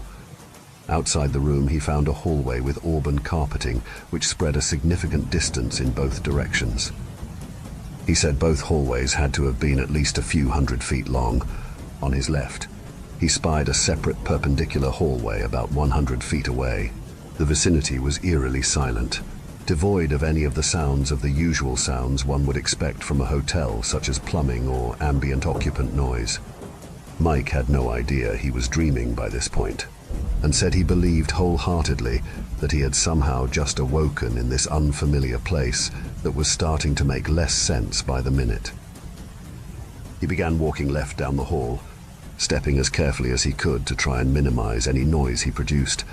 He passed two other doors on his right and left, which were marked as room 727 and 708. He paused and listened, but heard nothing from either of them. He thought about knocking on one of them, but ultimately decided against it. He continued moving past several more doors marked with correlating room numbers. In the distance, he had steadily begun hearing a rhythmic noise, which sounded like the ticking of a clock. He reached the opposing, adjacent hallway a moment later and paused to glance down it. The hallway looked near identical to the first, but about 40 or so feet down the corridor, the architecture seemed to morph. Mike walked towards it and felt his confusion grow with every step. He described the hallway as beginning to twist like a corkscrew. There was a 20-foot section, which just looked as though someone had twisted the building in opposing directions several times before setting it back in its initial position. As he got near, he realized it was far stranger than that. The pictures on the wall also seemed to have been elongated and twisted like the walls they hung upon. He said the pictures showed people with elongated mouths and widened eyes, among other unnerving features. Something about it felt foreboding to him, and so he turned back. As he did, the door on his right suddenly rolled open. Mike froze, with his heart beating 1,000,000 miles a minute. He heard and saw nothing from within. He eventually mustered the courage to approach, finding a stairwell on the other side. He stepped inside and glanced down. He said it extended farther than he could even see. He glanced up and found the same to be true. He compared it to when you stand between two mirrors and see the sort of infinite reflection effect. Both directions just seemed to go on forever. Suddenly he heard a loud bang below him, like someone slamming a door. He flinched and glanced down once more, but didn't see anything. He said then that he was struck by this overwhelming sense of impending doom. Without even really thinking, he began running up the stairwell. After a few floors, he found a door that looked different than the others. Rather than grey slate, it was an oak wood finish, looking like it was plucked right out of a homestead cabin or something. He felt drawn to it and grabbed the handle to fling it open. Sure enough, inside was what appeared to be the family room of a quaint cottage. A fire crackled in the fireplace, while the taxidermy heads and pelts of several animals hung on the walls. Mike closed the door behind him as he heard footsteps approaching from below. He backed away slowly and heard something reach the door outside. Mike said next thing he remembers is falling out of his bed in a stark panic. In a haze, he glanced around as his eyes struggled to adjust to the light. He felt quite confused, but soon breathed a sigh of relief when he finally realized all of it had just been a dream. Though, he admitted that the vivid dream continued to linger in his mind after that. That was the first I'd ever heard of the Dreamscape halls, but it was far from the last. After Mike posted his experience on a public forum, he had others message him to attest to their own similar experiences. I spoke with several of these people myself, and a lot of them shared with me similar accounts to Mike. Most of those who shared their testimonies seemed unnerved by the experience and didn't know what to make of it. I think it was both comforting and worrying that they found others who had experienced the same type of phenomenon. Another user, Valerie, and I began communicating quite a lot from there, just as with Mike. She too had dreamed of this odd place, and her story was equally as fascinating. She recalled her first experience to me in much a similar fashion as Mike had. She suddenly had found herself in an unfamiliar room, but unlike Mike, she described the setting quite differently. She said it looked like some sort of lab, complete with porcelain drawers, cold metal countertops and polished linoleum floors. Several oxygen cylinders sat on one wall with various other mechanical apparatuses she later identified as IV stations. On the opposing wall were 4 stainless steel sinks with various beakers, measurement cups and Erlenmeyer flasks within. She didn't recognize the place, and even now swears she'd never seen it before in her life. At least not one that looked exactly how she described it. There were no windows in the room, but there were 2 doors on the same wall but opposing ends of the room. She approached the one on the left, but found it was only a storage closet with cleaning supplies. The second door on the right opened up into a hallway, and once she stepped out, her confusion only grew. Contrary to the lab she'd awoken in, the hallway was comprised of wooden floors with Persian rugs running down the center. In both directions, the hall seemed to span several hundred feet. Valerie paused there, feeling the anxiety spike within her. The area was eerily silent. But again, she too seemed to gradually notice the sounds of ticking in the distance, with no real direction to go off. She decided to simply walk down the hallway to the right. She spied other doors lining the hallway as she walked, but she didn't feel comfortable knocking on them or calling out to anyone. Aside from her own footsteps and the distant ticking, she said the environment was unnervingly silent. There were Victorian portraits upon some of the walls like those used before, the invention of the camera where wealthy families would commission an artist. She didn't recognize any of the people within them, but noted how they seemed painted in a manner that made their eyes seem to follow her.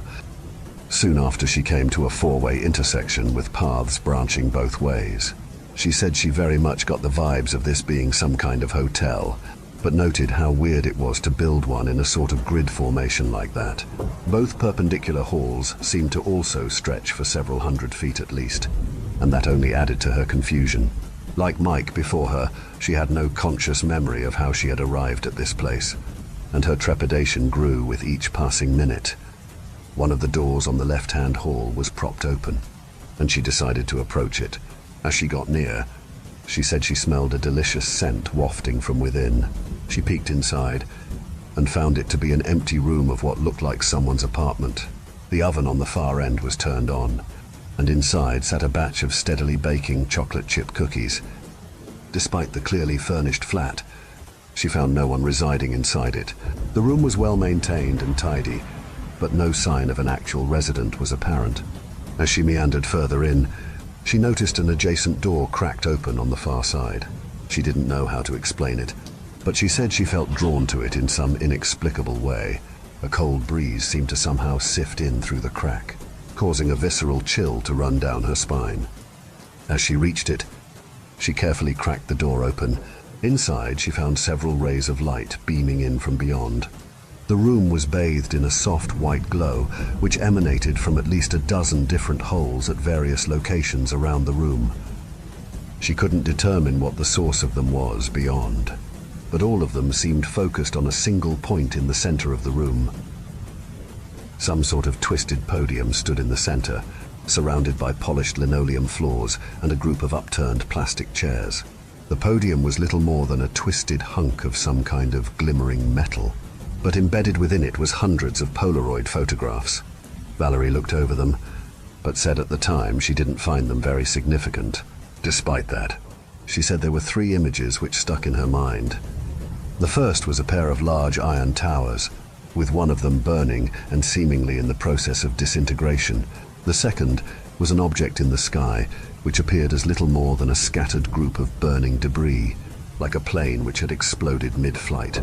The third was a balding man with a moustache bent over a workbench with a scowl on his face, and various tools sat out before him.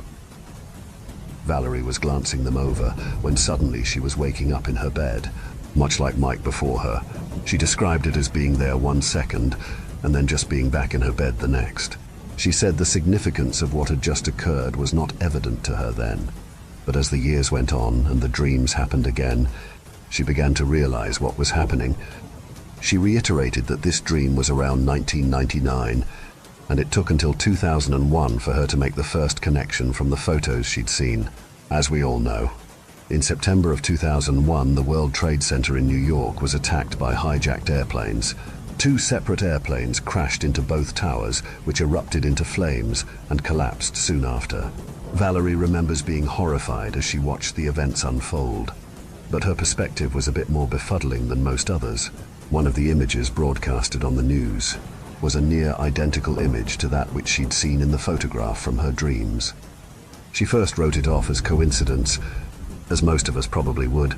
The idea that she'd been given some sort of premonition seemed far too outlandish for her to believe. But then it happened again. On February 1st of 2003, the Columbia space shuttle re-entered the Earth's atmosphere and suffered a catastrophic failure. The resulting incident caused the craft to erupt into flames, killing all 7 astronauts on board. The imagery was haunting, and the photos, which displayed a flaming mass of debris plummeting from the heavens, matched perfectly to the photo that Valerie had seen in the Dreamscape halls. Seeing abstract images of towers burning or flaming debris in the sky could potentially be explained away through other means. Valerie assumed she'd just seen them from a movie or something, but then remembered the 3rd photograph of the man. She still remembered him as clearly as the time she'd dreamt of him, but had never been able to identify him. Then 2 years after the Columbia disaster, she got her answer in the worst possible way. In February of 2005, a man by the name of Dennis Rader was arrested, but most probably know him by his pseudonym, BTK. Bind, torture, kill was the acronym for which it stood.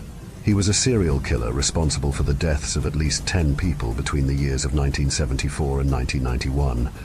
As soon as Valerie saw the images circulate in the media, she knew what she had experienced was much more difficult to explain than in just being dream. It was her accounts that really piqued my curiosity in this subject and led me down the path of interrogation for myself. Over the years, I managed to communicate with several others who attested to similar experiences as Mike and Valerie have. In time, a small, clandestine community formed around this mystery and led to the moniker which most call them today, the Dreamscape halls. Accounts vary quite a bit from person to person. Some claim to have only had the dreams once, and some have them nearly every time they sleep. Some have seen things similar to what Valerie described with the photos, but others claim to have seen different and much more worrying things. The consensus seemed to eventually culminate with the idea that these dreams could offer visions of the future if they were properly navigated. One regular poster, John, posted in our forum one day that he and his family had decided to move after one of his dreams. He was an English national living in Japan and claimed to have seen a photograph which depicted a wave of water decimating a city. In the photo, he was apparently able to identify debris which pinpointed the area as the same town he was currently living in. Some reading this may be too young to remember, but everyone thought the world was going to end in 2012 due to the Mayan calendar ending. John was very much a believer in this theory and thought that his dreams were warning him of catastrophe, and so he decided to take the hint and get out of there. It's difficult to say whether he was right, but in 2011, Japan was struck by a tsunami which killed nearly 20,000 people. It could have been just another coincidence. But by this point in my exploration, these coincidences were really starting to add up. Dreams which reveal the future may seem like a ludicrous idea to many, and I'll admit, I held to that notion for quite a while. I've always done my best to walk the razor's edge, trying to genuinely entertain notions some may deem ridiculous, while also maintaining a reasonable dose of skepticism. To me, the mark of an intelligent person is to accept that we cannot currently explain the universe and all the phenomenon contained therein. Knowledge we take for granted in the modern age may have been considered voodoo only a few generations ago. As our knowledge and understanding of existence expands, so do the questions.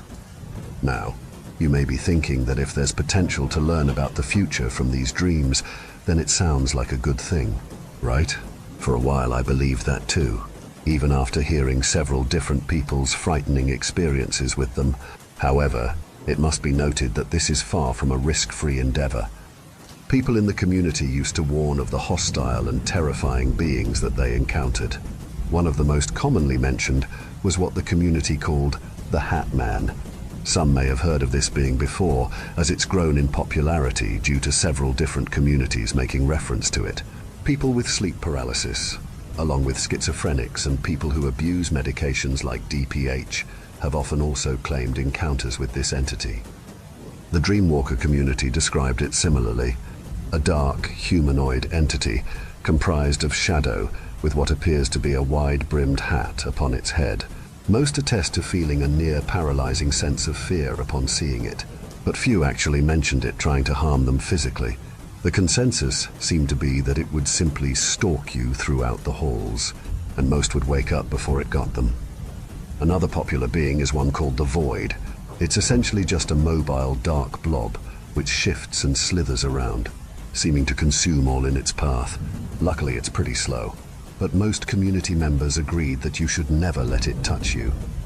The Knight was another commonly mentioned one, a medieval suit of armor which shambles about the halls and seems to follow dreamers, but only when they aren't looking.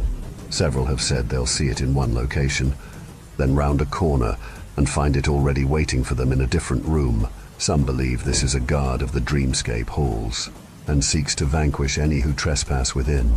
The idea of a medieval knight in a New Age hotel doesn't make a lot of sense to me, but enough commenters attested to it that I figured there must be something to it. The red one is potentially the most terrifying of the lot.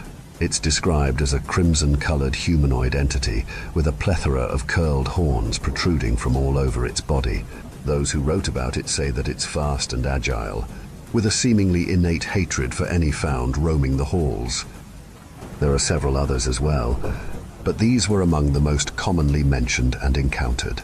It also must be noted that tragically, many users of the Dreamwalker forum passed away unexpectedly during my time observing.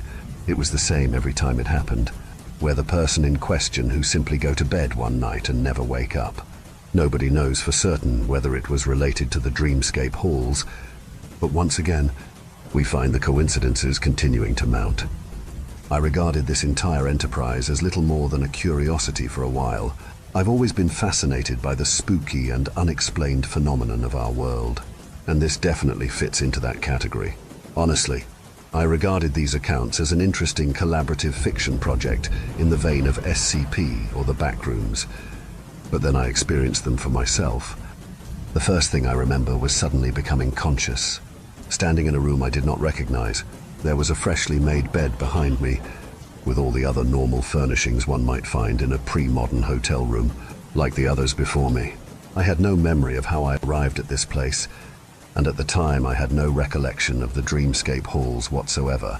For whatever reason, the thought simply didn't occur to me, leaving me with a sense of dread for this unfamiliar place I had awoken in. It's really hard to convey the unnerving sense it gives you, and I suppose the best thing I can compare it to is severe amnesia. If you'd have asked me my name in that moment, I doubt I could have even told you. The vicinity was silent, devoid of bumps or knocks or the standard sounds one might associate with a hotel room. No hum of the air conditioning, nor sounds of the plumbing system, just silence. Eventually, I made my way to the door and opened to find a hallway beyond. In both directions, the halls extended further than I could even see. There appeared to be no one else around, and so after debating internally for a few moments, I turned left and began to walk. Along the corridors, I found photos and portraits of people and landscapes, but none of which I recognized. Before long, I came to a branching path which split off in both directions. This struck me as odd, as like I mentioned before, building a hotel with 4 intersecting pathways was a head-scratching construction choice that didn't make sense to me even then. Things made less sense the further I traveled. There was this unnerving sense in the back of my mind that something was following me.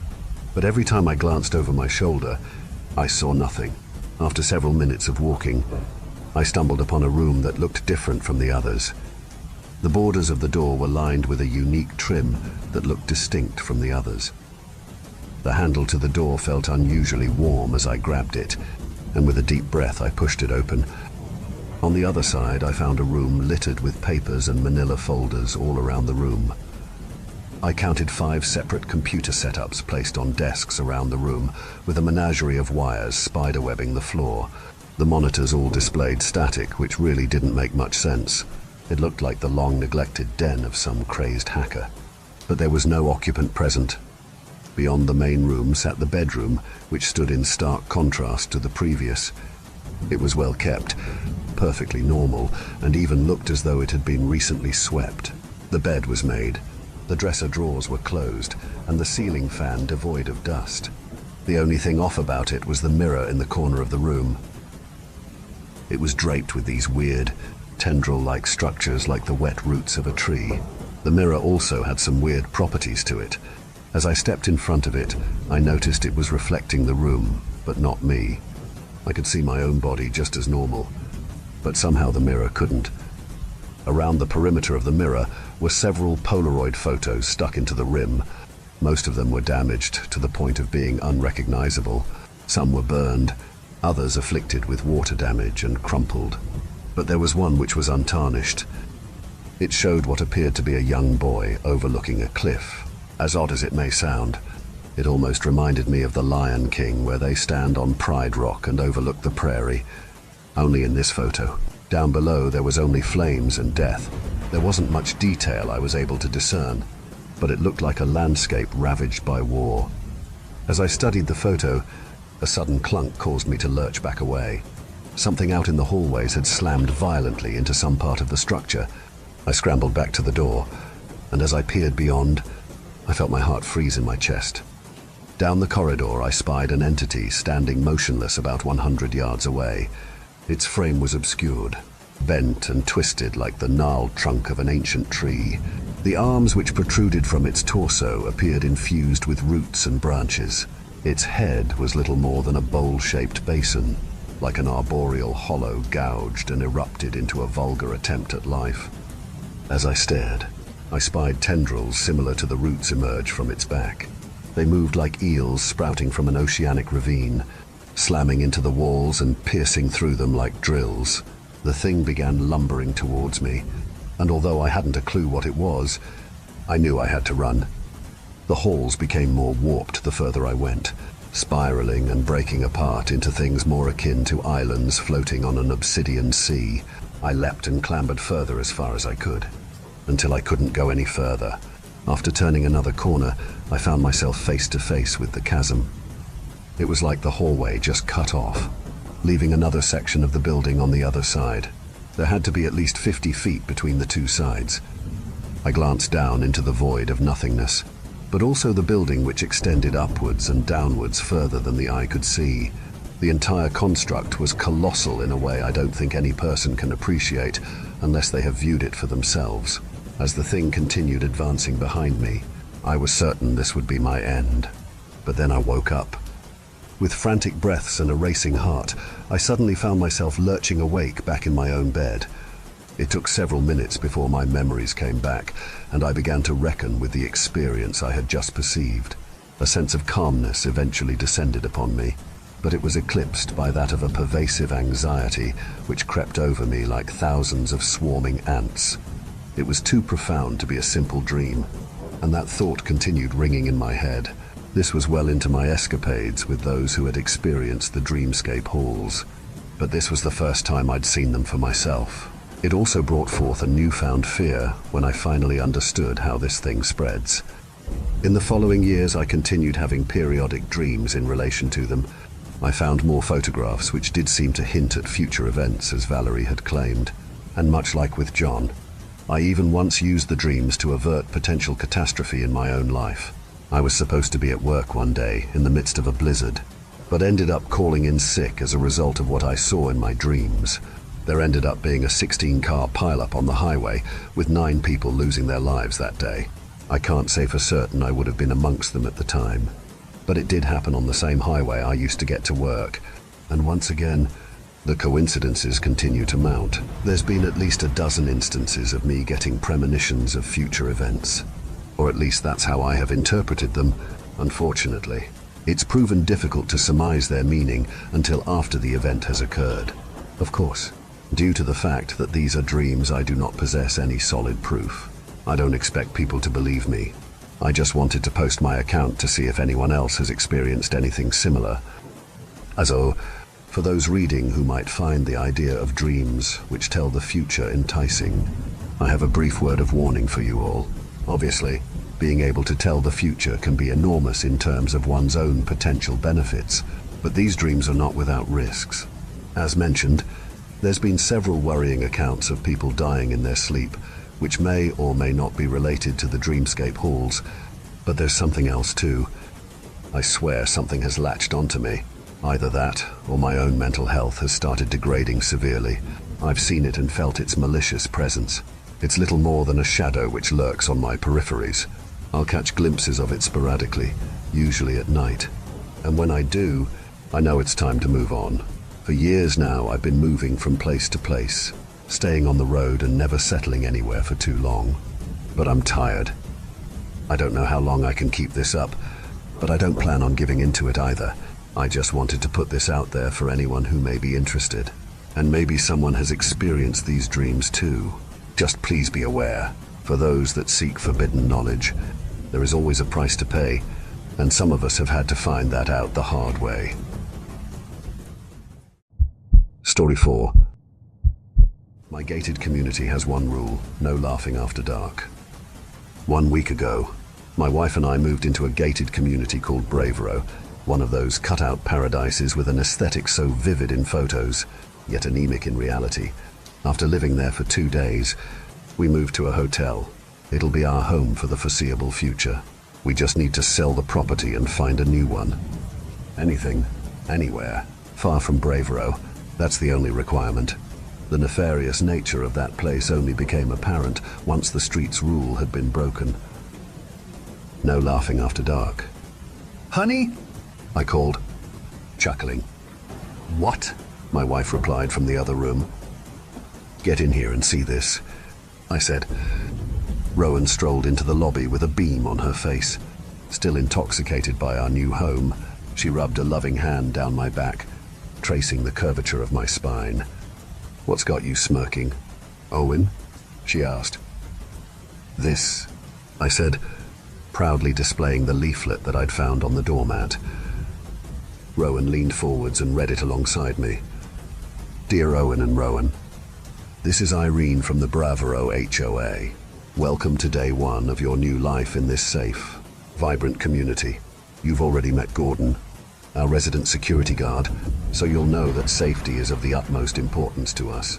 And the vibrancy of this community is apparent, but it extends beyond superb landscaping and house-proud homeowners.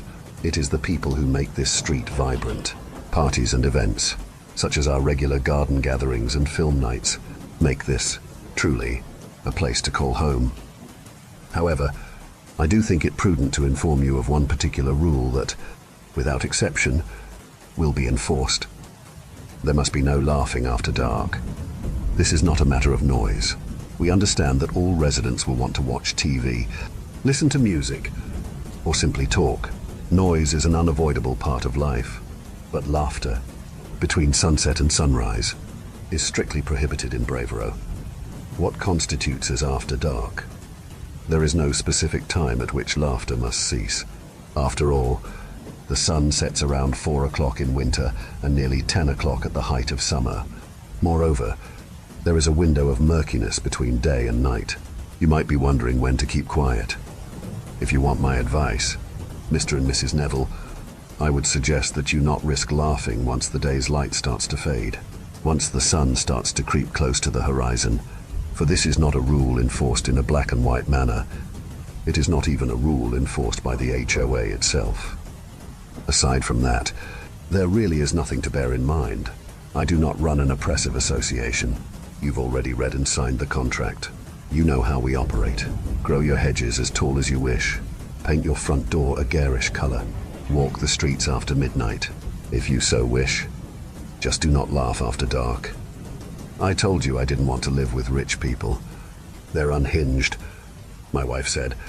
No laughing after dark. What sort of dystopian nonsense is that? I hate moving. There's always something that the estate agent fails to mention. Some catch with every too-good-to-be-true property. I sighed. Sure, There was the broken dishwasher in the first place, the busted taps in the second place, the oven that fell loose in the third place.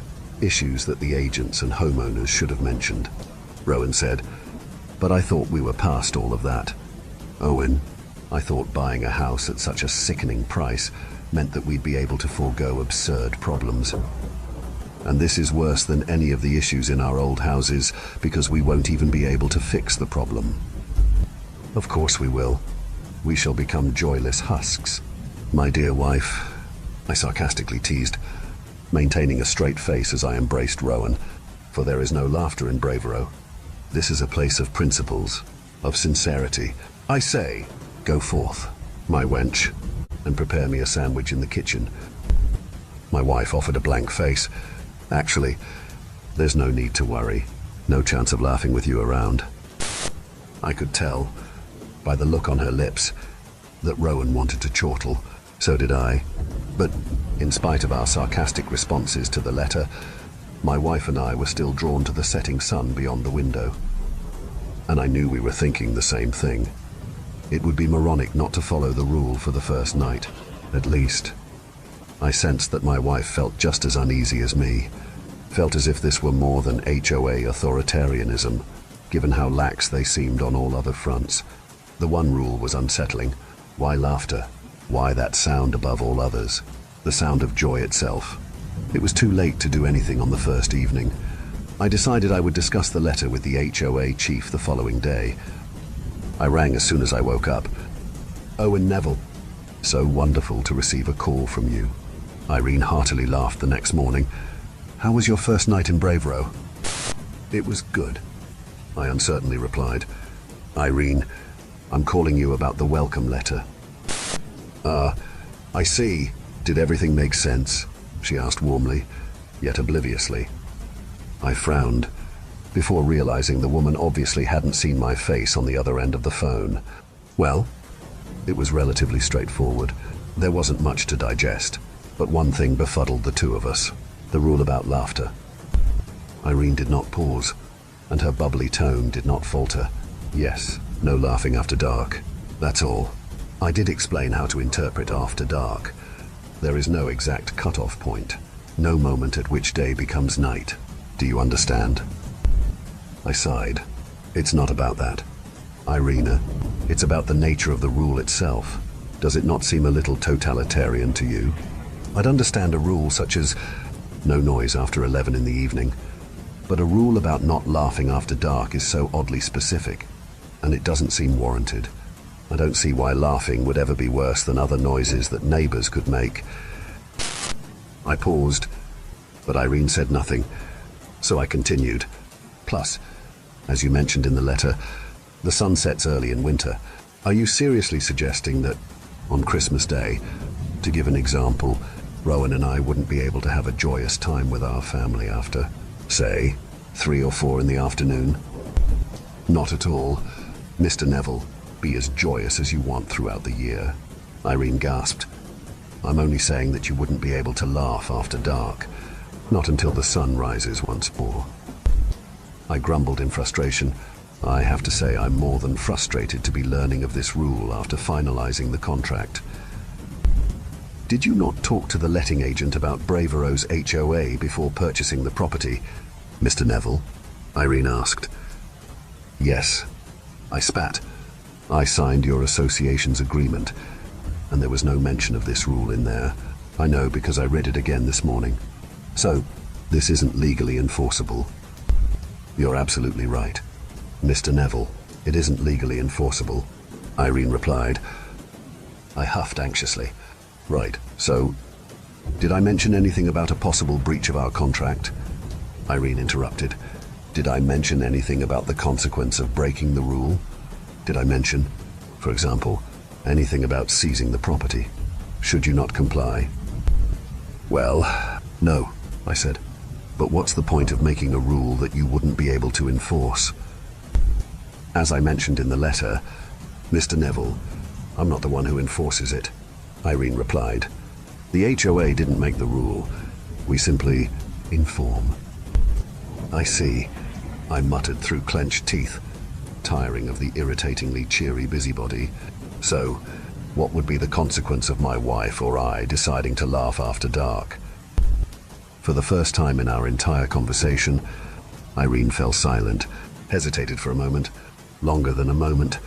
In fact, it was her only sign of humanity throughout the call, the only sign that she was more than a pre-programmed series of chipper, dismissive statements. "This is an amazing neighborhood. Mr. Neville," Irene solemnly said, "the 50 residents of Bravero lead happy lives, and I hope you join them. I truly do. But we have all had to sacrifice something for such peace, such security from the outside world, and that something is laughter, Mr. Neville, but only during those dark hours of the day. That's not an answer, Irene," I said. "What would be the consequence?"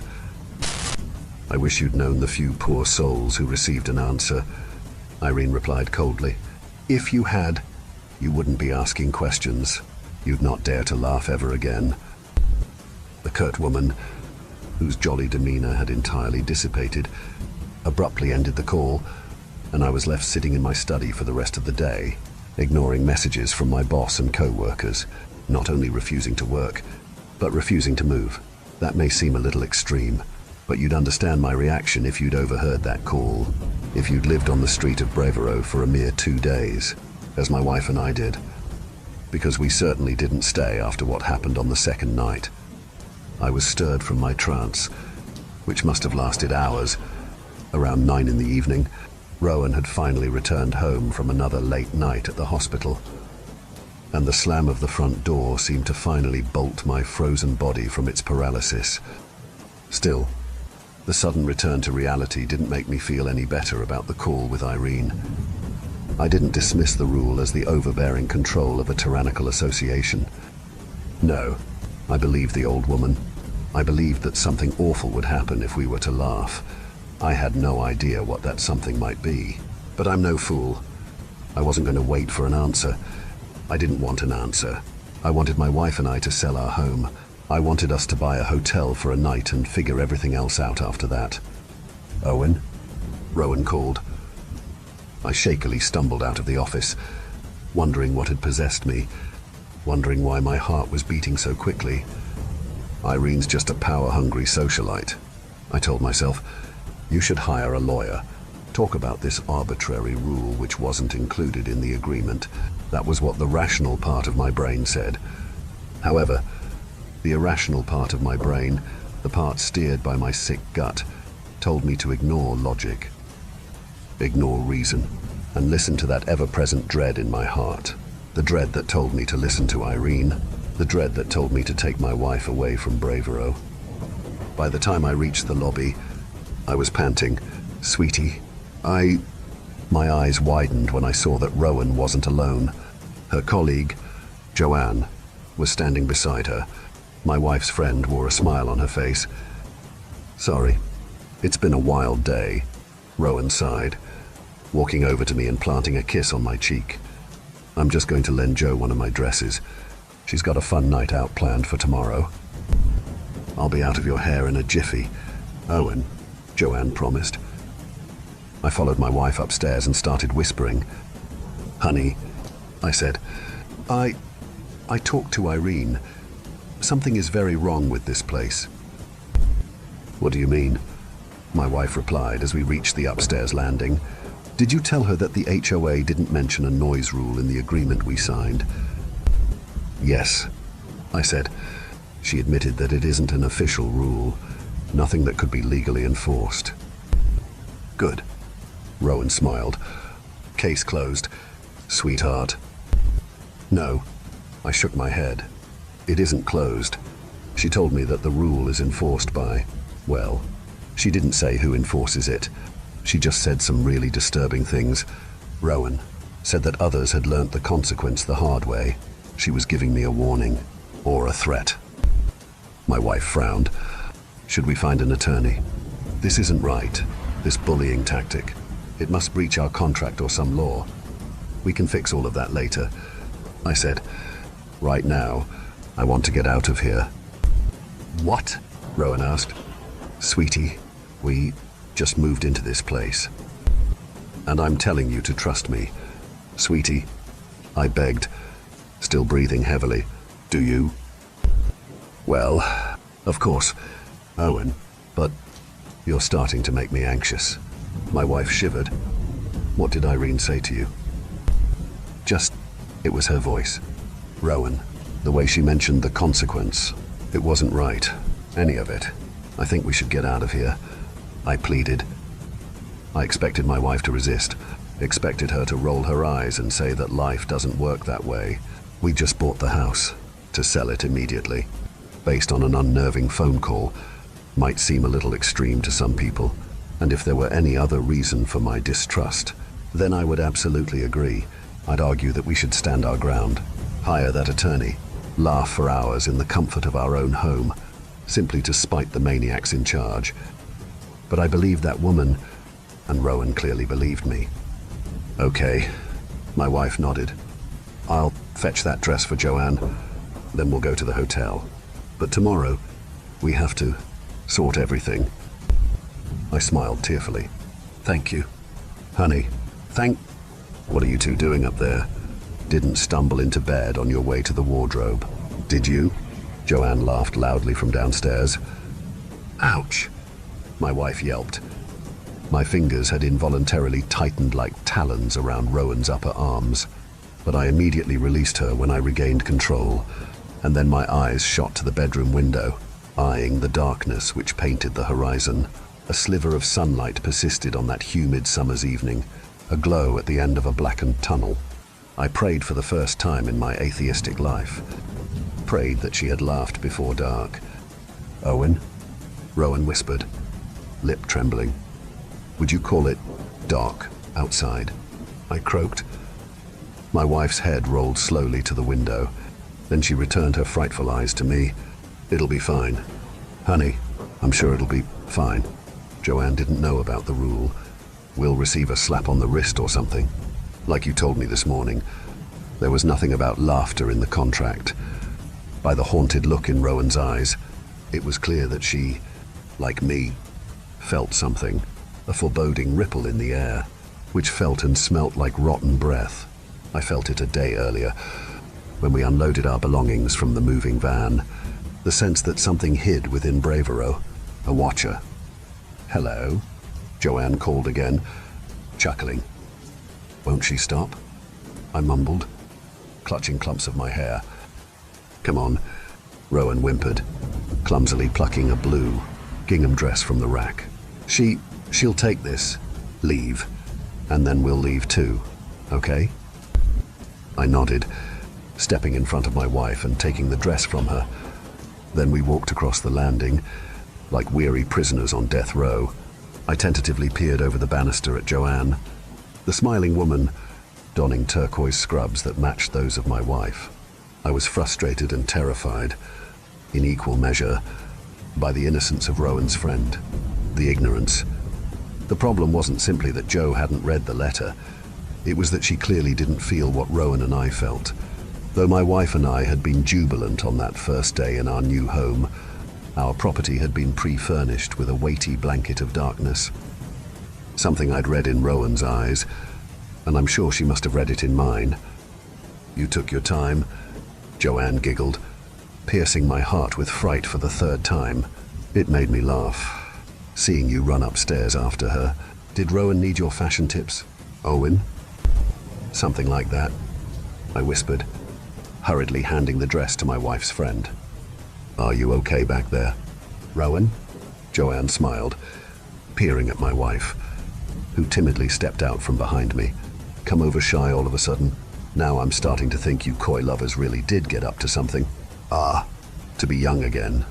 Anyway, thank you very much, sweetheart. You're an absolute lifesaver. In this dress, I'm sure to catch the eye of... Joanne was interrupted, not by knocking on the door, not by the disappearance of lights in the house, not by any ominous sign I expected. She was interrupted by spontaneous choking, prompted by nothing that made sense. Joanne, Rowan gasped, rushing forwards. My wife managed to catch her frightened friend in outstretched arms. Tears swam in Joanne's eyes as her legs buckled and she gasped for air.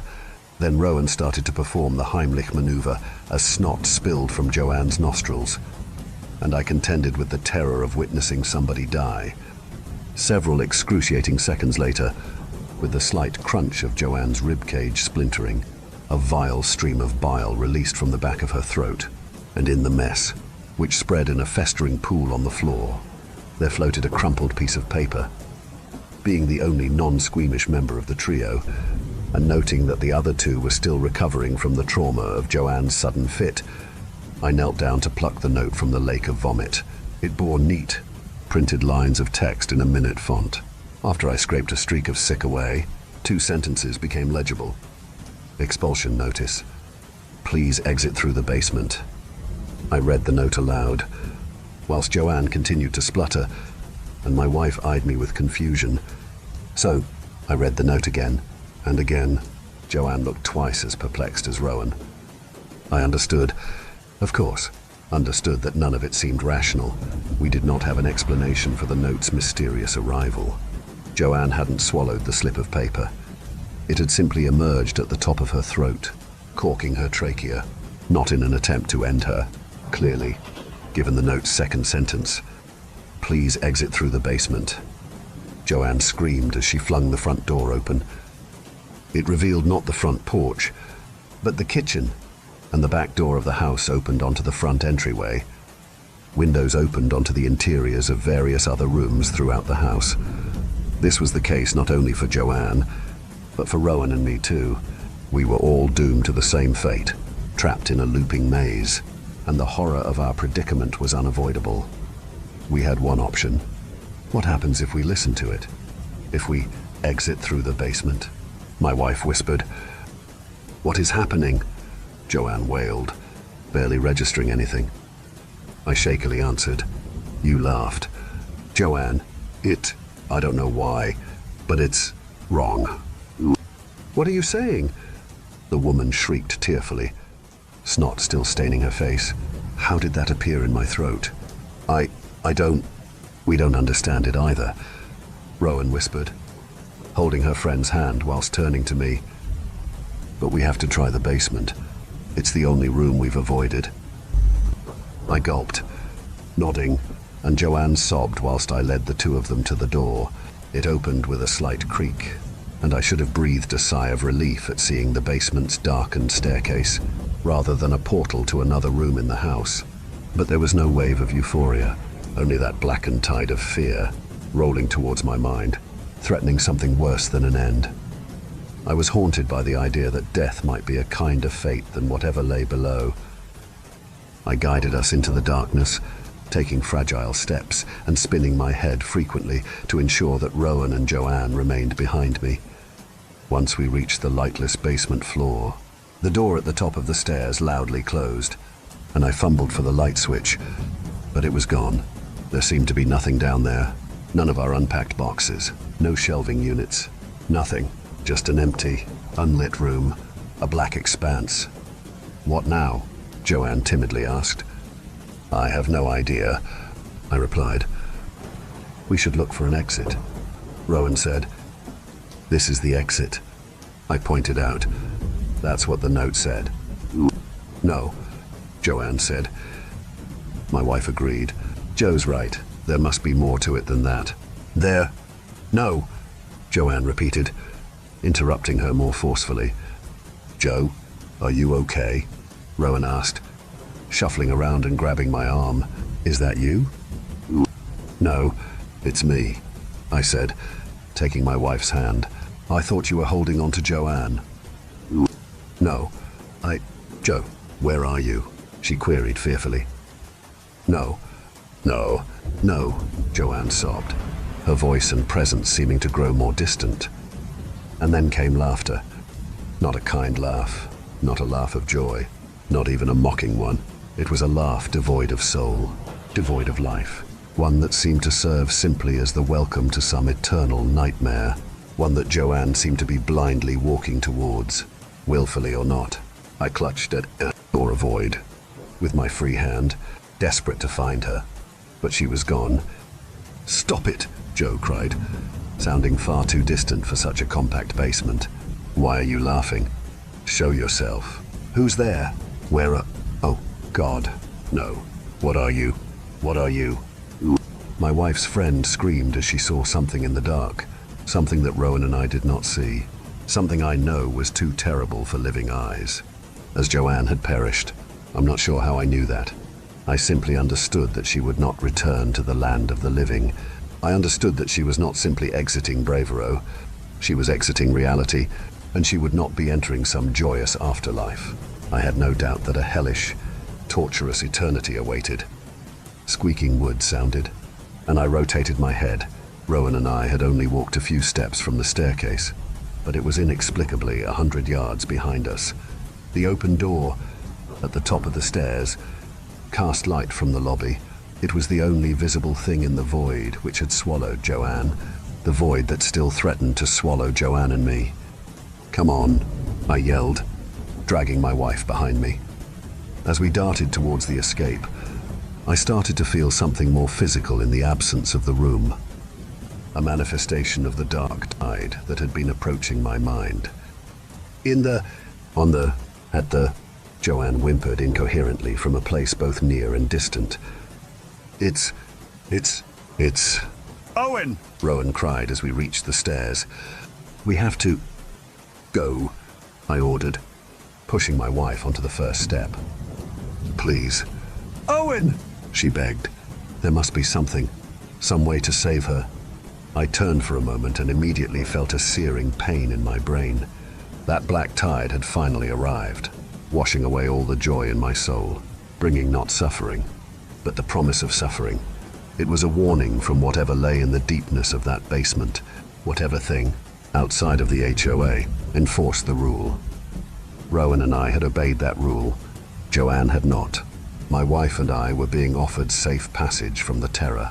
We were on the stairs, mere yards away from safety, but I considered it for a moment, considered what my wife had said.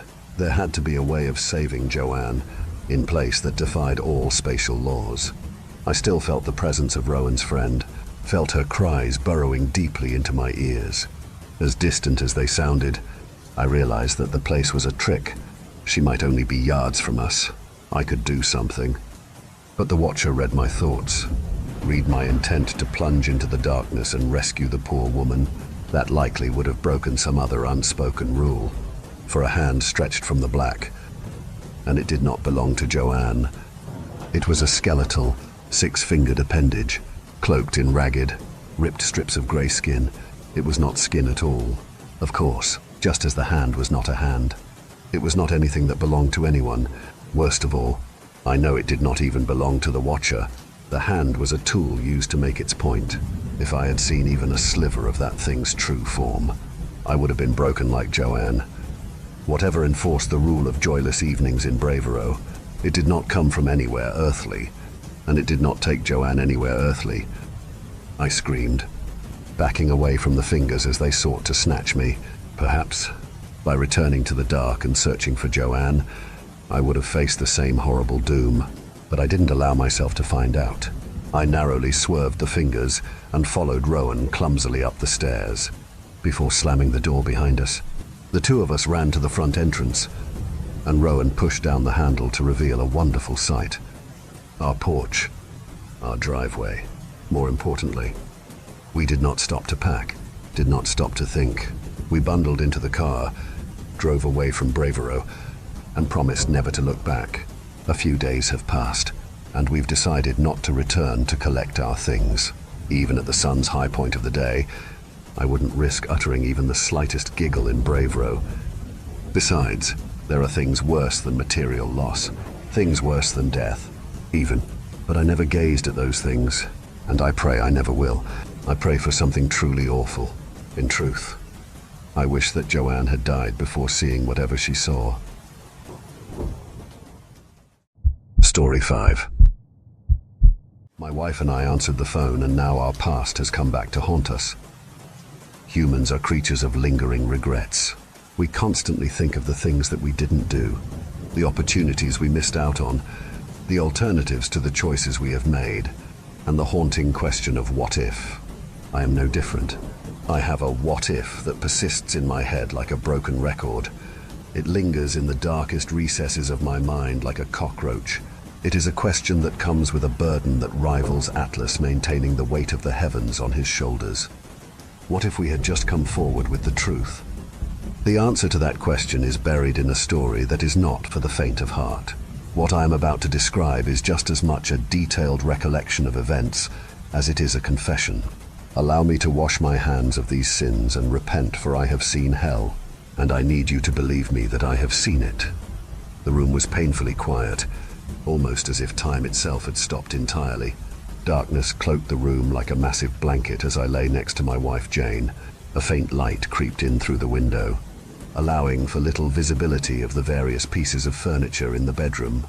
My eyes scanned the room for a moment for any anomalies before resting my gaze upon her. She was still sound asleep, her breathing rhythmic as she continued to dream in peace. Her arms were wrapped around me lightly like vines on a tree trunk. I slowly wiggled free from her grasp and rolled on my side. I was still in a dazed state, my eyelids fighting a losing battle to stay open as I became self-aware of my heart beating against my rib cage. It thudded rapidly, like I had just been engulfed in a nightmare.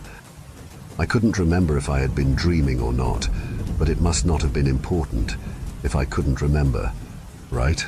That's what I told myself as I closed my eyes and wrapped myself back into the sheets like a cocoon. I lay still for a while, waiting for sleep to overtake my conscious, when it seemed as though I was about to doze off. My cell phone that was on my nightside table began to ring, lighting up like a Christmas tree. The vibration of the device buzzing on the table grated my eardrums as I let out a groan of frustration. I sluggishly reached out and silenced the phone without even acknowledging who it was. I turned to my wife to see if she had stirred at all, but thankfully, to my delight, she had not been ripped from her slumber. I breathed a sigh of relief as I looked at the time. 3:03 a.m. Give me a break, I muttered irritably to myself as I turned back over, hoping to get some sleep. The idea of having to go to work on just a couple hours of sleep was not a pleasant thought. The last thing I wanted to do was daydream about dreaming. I closed my eyes and tried my best to silence my thoughts, but not even a moment after I had nestled into the warm embrace of the sheets. The phone rang again. My eyes shot open and I lunged out into the void of darkness to silence the phone. Good God, can I just get some rest? I buried my head under the blanket and face planted into the pillow, not wanting to think, see, or hear anything until 6 a.m. sharp, when I absolutely had to be awake. The sound of my phone going off seconds after my face connected with the pillow indicated that someone was still trying to get in touch with me. I begrudgingly lifted my face from the pillow and squinted to look at my phone, which shone like a beacon of light on the bedside table. I exhaled angrily as I yanked the phone from its place on the table and stared down at the screen. My heart immediately sunk as I read the name of the person who was vehemently blowing up my phone. Grace. Surely this was a different Grace. But then again, how many Graces did I know that would be calling me at 3 in the morning? I hit decline on the call, and not even a second after I did, the phone began to ring again. This person doesn't give up, I thought as I pressed decline call. The phone lit up and hummed violently as Gracie continued to call again and again. I promptly kept declining the calls as they came through, and I was able to eventually block the person, resulting in a blissful silence falling upon the room. I gently placed the phone back down and was about to lay back down when I noticed Jane sitting up, looking at me in pure confusion in the midst of all the chaos. I neglected the fact that the constant noise of my phone and I would have woken her. "What is going on?" she asked as a yawn escaped her lips. "Nothing, Jane. It was just some stupid scam caller or something. I took care of it," I reassured as I returned to my place beside her in the comfort of our bed. As soon as she and I began to get comfortable, the familiar humming sound filled the air, indicating that my phone was going off. "Apparently you didn't," she quipped as I snatched the phone from its resting place and messed with its settings. I was perplexed. I had blocked this person, so how was the same number calling? I decided to take matters a step further and turn my phone off. I held the power button on my phone and watched the brand logo light up on the screen before dimming and blacking out completely. There. Now I did. I breathed a sigh of relief as I returned to Jane's side and gave a light smile. That was way more complicated than it needed to be. We shared a laugh as we both lay on our backs and snuggled together under the sheets. I noticed. Seems like you got a stalker. She teased as she wrapped her arms around my torso and placed her head on my chest. Who wants to stalk someone like me, though? I don't know. You tell me. She raised her head to look me in the face and raised a slight brow jokingly. In that moment, I wanted to tell her the person's name, but decided it was better to withhold the information. The name Gracie was all a coincidence. There's no need to bother her with something as small as that in the grand scheme of things. Before I could give a reply to her question, though, my phone rang yet again. This time, Jane and I both sat straight up in bed, immediately alarmed at what we were hearing. You turned that off, right? She asked with a concerned tone, her face peering over at my bedside table. Yeah, I turned the phone off. Did you not see me turn the phone off? I felt like my arms weighed 1,000 tons, and my fingers shook as I took the phone and brought it to my face. I stood there and just stared at the brightly lit screen, the name Grace striking fear into my heart. Gracie? Who is this Grace and why is she calling you?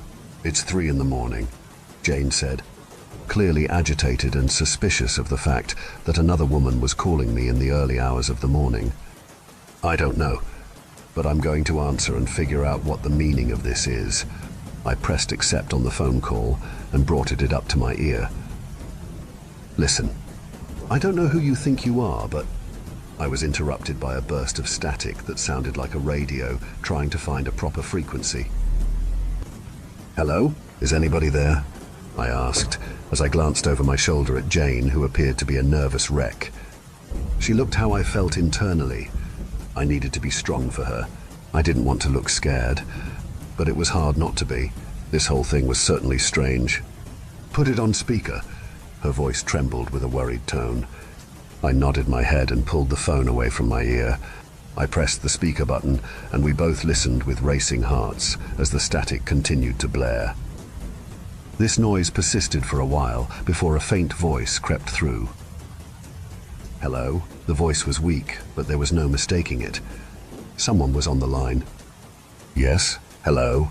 Who is this? How did you get my number? The questions poured out of me at a rapid-fire pace as I was trying to rationalize the scenario we found ourselves in.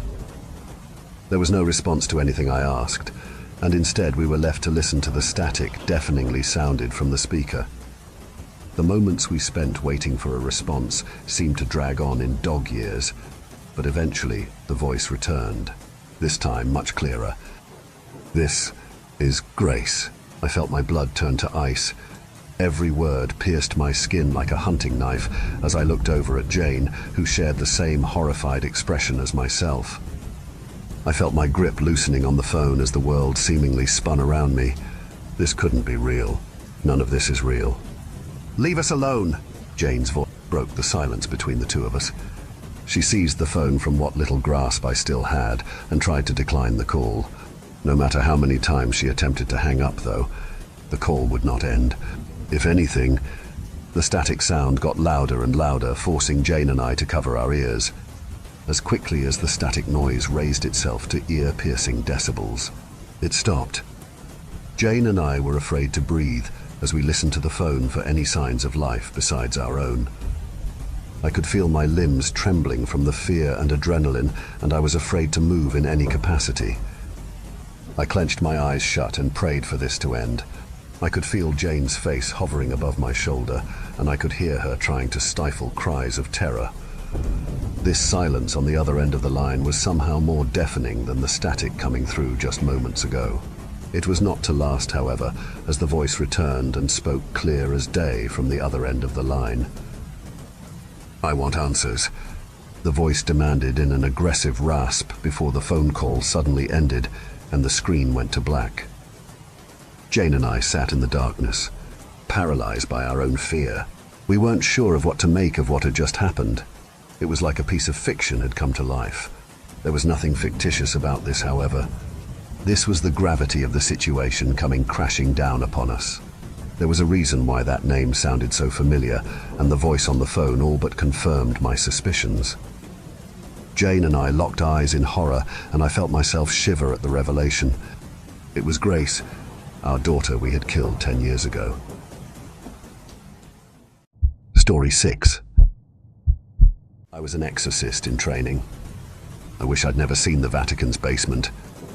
I squirmed uncomfortably in the ancient stool, its uneven padding forcing me to sit at a slant. In retrospect, I'm sure Cardinal Robles chose it on purpose. He wanted to see me as uncomfortable as possible, all part of the test. Of course. I was nervous already, as intended. The Grand Chapel's ceiling soaring above us made me feel small. 66 feet above us, God reached out to Adam, granting him life. The metaphor was obvious. I was Adam, waiting for my prize. But what was the Cardinal about to give me? The old man fixed me in his gaze. "What do you know about hell?" he asked after a few moments. I thought back to my training. "Hell is the absence of God," I answered carefully. He smirked. "Good. Cautious answer. We like caution here.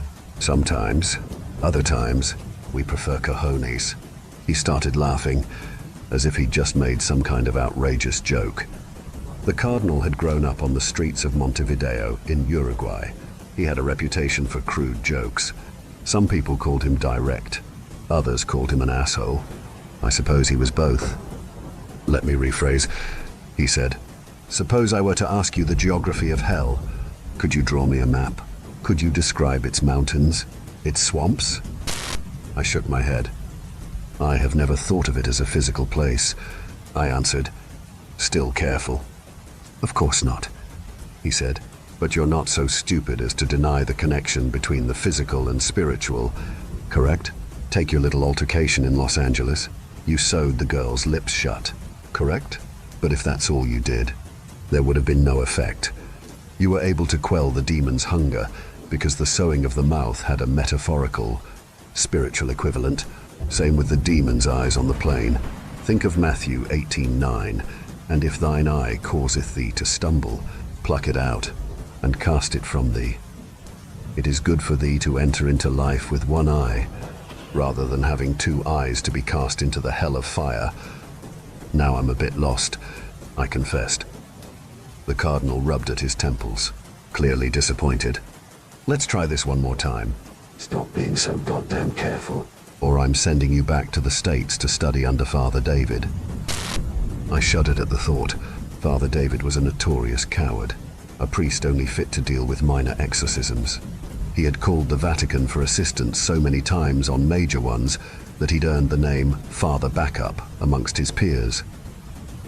"Those things you sealed, where do you think they live?" "Think back to Maya Knowles's house." I closed my eyes and thought back to the house where I'd sewn Maya Knowles's lips shut. I had spent every hour since then trying to block out the smell of blood and colon, the thickness of the air. Suddenly, I found I was speaking, almost without trying. "A swamp," I said. "Thick mud. Shit raining from the sky." The Cardinal's eyes lit up. Yes, more. Someone always screaming. Animal sounds. The air is freezing. There's a constant hail pelting the burning mud. "Yes," he shouted, and then he began to recite. In the third circle I arrive, of showers, ceaseless, accursed, heavy and cold, unchanged, forever, both in kind and in degree. Large hail, discolored water, sleety floor, through the dun midnight air streamed down amen. Stank all the land whereon that tempest fell. I struggled to remember where he was quoting from. Certainly not the Bible this time. "Inferno," he said after a moment, looking disappointed. "You're not a literary man." "I studied engineering in college," I said, more of a math brain. "I do remember something about Dante being non-canonical." He rubbed his temples again. There was something exaggerated about his movements, like Donald Duck losing his cool in an old cartoon. "There are truths in this world that are better kept secret," he said. "The church must act as a shield sometimes, you know, guarding the flock from the fiery darts of the wicked." And so it is with us exorcists. I looked up at him, slightly confused. I wasn't aware that you were an exorcist yourself. I mean, you're a cardinal. He started laughing. There's a lot you don't know. He stood, stretching slightly. Then he began to lift the hem of his robe.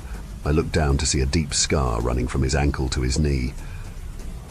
Got that one from a demon of violence named Toru. Everyone was sure I'd lose the leg below the knee.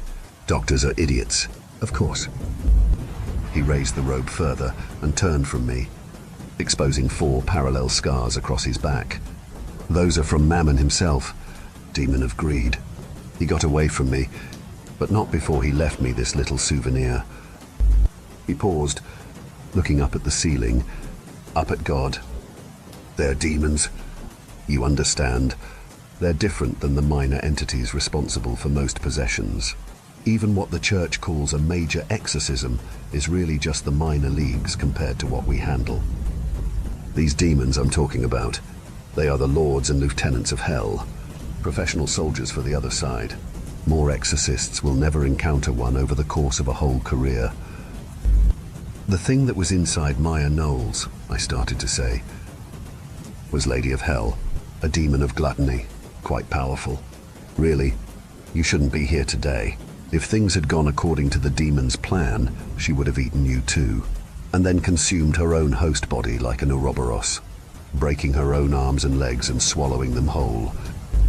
I was beginning to feel sick, and if I'm going to be honest, I was afraid. Everything I'd known about demons up to that point was suddenly invalid. I thought I'd been a soldier for the church, but now I realized I was playing parlor games with hell's second stringers. Were the things that had taken Maya and Anselmo the worst things out there? Or were there even worse horrors to be discovered? Why are you telling me all this? He smacked his head and muttered, Dios mío. Then he looked up at me. Isn't it obvious? He finally asked. I want to know if you want in, if you want to play in the major leagues. Mijo! Do you want to fight some real demons with us? Or do you want to go back to sprinkling holy water on little shits pretending to be possessed so that they can get more attention from Mama? I thought of the demon slurping Father Anthony's guys through the tiny hole at the side of its mouth. I thought of the baby head sprouting from Father Anselmo's neck, its deep, guttural laugh. I thought of the foul air, the smell of shit. Cardinal Robles held up a hand. Don't answer yet, he said.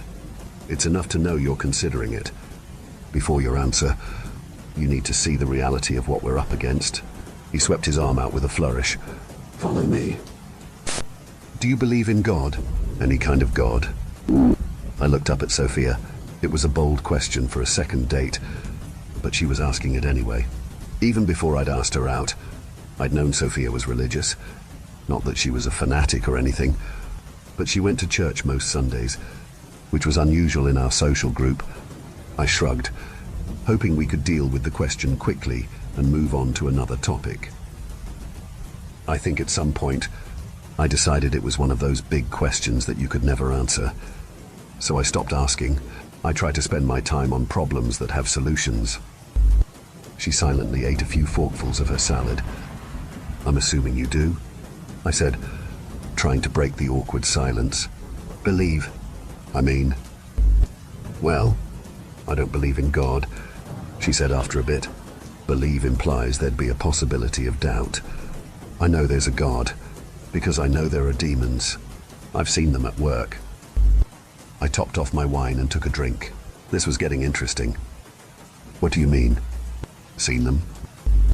This is going to sound crazy, so I'll understand if you get up from the table after a bit and walk out on me. I won't be offended at all. We can still be friends after. I met her eyes. They were deadly serious. I'm not going to do that, I said. You can tell me. Now it was her turn to take a long drink. When I was younger, 4th grade, I was possessed for a few months, she said. I almost spit out my wine. I know how it sounds, she continued. I used to be embarrassed to tell people, but it's part of who I am. There was a demon living inside me. It pushed me to a dark little bubble that I didn't know existed. It was terrifying, watching her through a black haze, saying the most vile things to my parents. My sister. I'd always been a good kid. At least, that's what I thought. But I must have let her in somehow. She was crying now. For a second, I wondered if I was on a date with an insane person. But when I looked at her, she didn't seem even the least bit crazy. I reached out and took her hand. "I'm so sorry," I said. "It's okay," she said. "The church they sent people, exorcists, it turned out to be something minor. They said it didn't feel minor to me, but their prayers made it go away." "I'm sorry," I said again. What else could I say? "Don't be," she said. "It was a gift." After that, I didn't have to believe anymore. I knew there was something out there, a bad thing and a good thing. I've gotten to carry that with me every day of my life. I followed Cardinal Robles through a series of rooms and doors, each less grand than the last. Gone were the frescoes and magnificent tapestries. Instead, we weaved through corridors of simple brick. I realized that the architecture too was growing simpler, older. The brickwork was uneven, caked with centuries of grime. The air began to grow cold. Without realizing it, I recognized that we'd been walking slowly downward. There were no windows here, or even electric light, just large candles inset into the walls. Of course, everyone knows about the grandeur of the current apostolic palace. But like many things in life, truths lurk beneath the surface that most people never realize. Some of these bricks you're seeing now go all the way back to the 4th century. This was all part of the old saint, Peter's Basilica, constructed by Constantine I. He was a convert like you. You know. The path we followed was winding and haphazard. Without the cardinal there, I wondered if I'd be able to retrace my steps and escape. Escape. That word started to echo in my mind. I realized I didn't like it here. I hated it. Wanted to get out at any cost. Back to the light. The murals. God and Adam. Then, something shifted in me. Somewhere, not too far away, I felt her presence. It was unmistakably Sophia, as if she'd just walked behind me in the hall. I turned, sure I'd seen her, but she was gone. It was enough to make me keep walking forward. Finally, we came to a door. "Beyond this door is no return," said the Carindle after a few moments. "Even if you choose not to join us, you will have seen things beyond your imagining, beyond the worst descriptions of Dante or even Revelation." For a moment, I only stared at the door handle. It looked ornate and ancient, filthy from the grime of 1,000 hands of 1,000 priests. Beyond it, I heard something that sounded like the clanking of metal on metal. "Go ahead," said the cardinal. "Open it." I took a step back in revulsion, but when I looked again, I saw now a handle, but a woman's hand, soft and welcoming. I knew who it belonged to. Saw the familiar wedding band on the ring finger. I knew, somehow, that if I went forward, I was moving closer to her. I walked forward and opened the door. We entered a room built of ancient stones. It was perhaps as large as a high school gymnasium, but perfectly round, with many doors extending in all directions. To one side sat a man in priest's robes and a thick leather apron.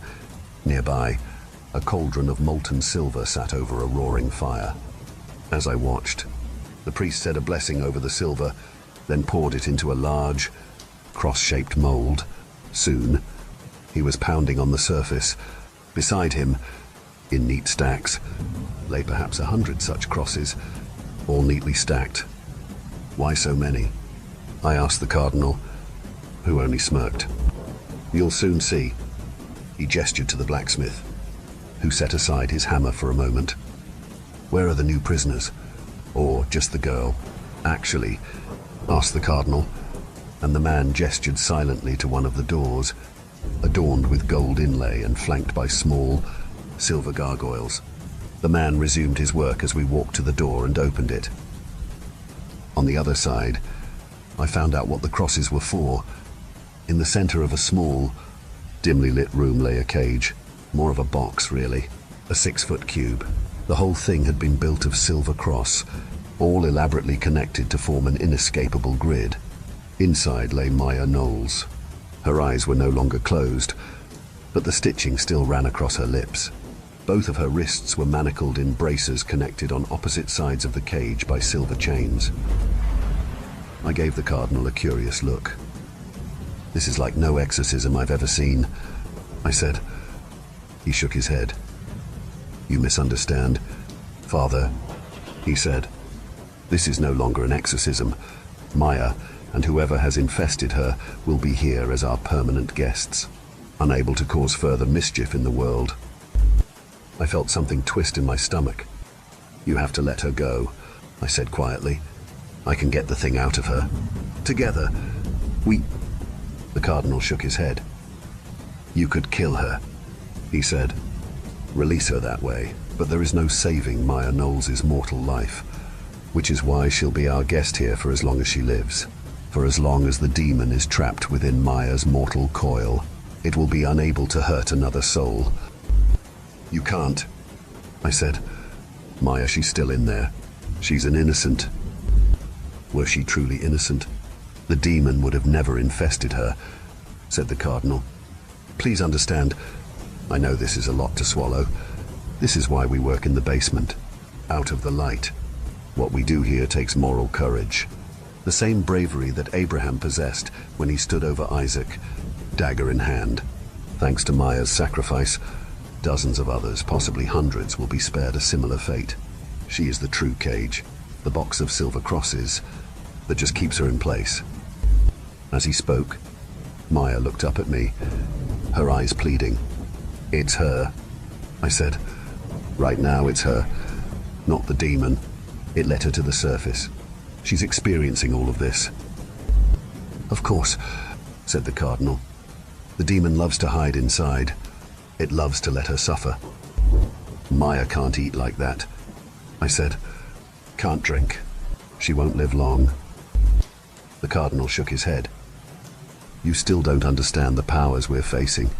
With demons of this strength, these lieutenants of hell, the possessed body is essentially immortal.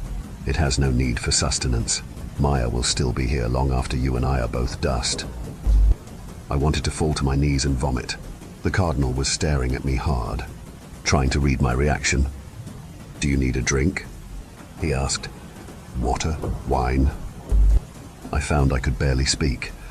He shook his head, looking disappointed. "Do what you must," he whispered. I never claimed it was easy to be a soldier on the front lines. I ignored him and took a step toward Maya. Then, suddenly, something compelled me to run to her. I felt around the cage of silver crosses, searching for a hinge that would open or a weak spot in the soldering. "Step away," shouted Cardinal Robles. He was keeping his distance from both of us. "You still don't know what you're dealing with, and those restraints aren't built to be permanent." Before he'd even finished his sentence, I heard a horrible cracking sound, and I looked over to see Maya's wrenching her arm against one of the braces. The arm had clearly broken, and now blood was gushing freely from the places where her bone had pierced her flesh. Quickly, she pulled the broken limb from the bracer and swung her limp forearm in my direction, spraying me with blood. The blood splattered across my face, running down my lips and into my mouth, and I was struck by the sensation that I'd ingested poison. "Drink up." "Priest!" the thing inside her shouted before breaking into peals of laughter. I looked around the room, looking for some kind of weapon. I was filled, suddenly, with a bloodlust like I'd never known. "Step back," shouted Cardinal Robles again. This time, he grabbed my collar and pulled hard. He was far stronger than he looked, and I found myself clattering against the ground. He rubbed at the bridge of his nose. Frustrated, the demon was laughing now.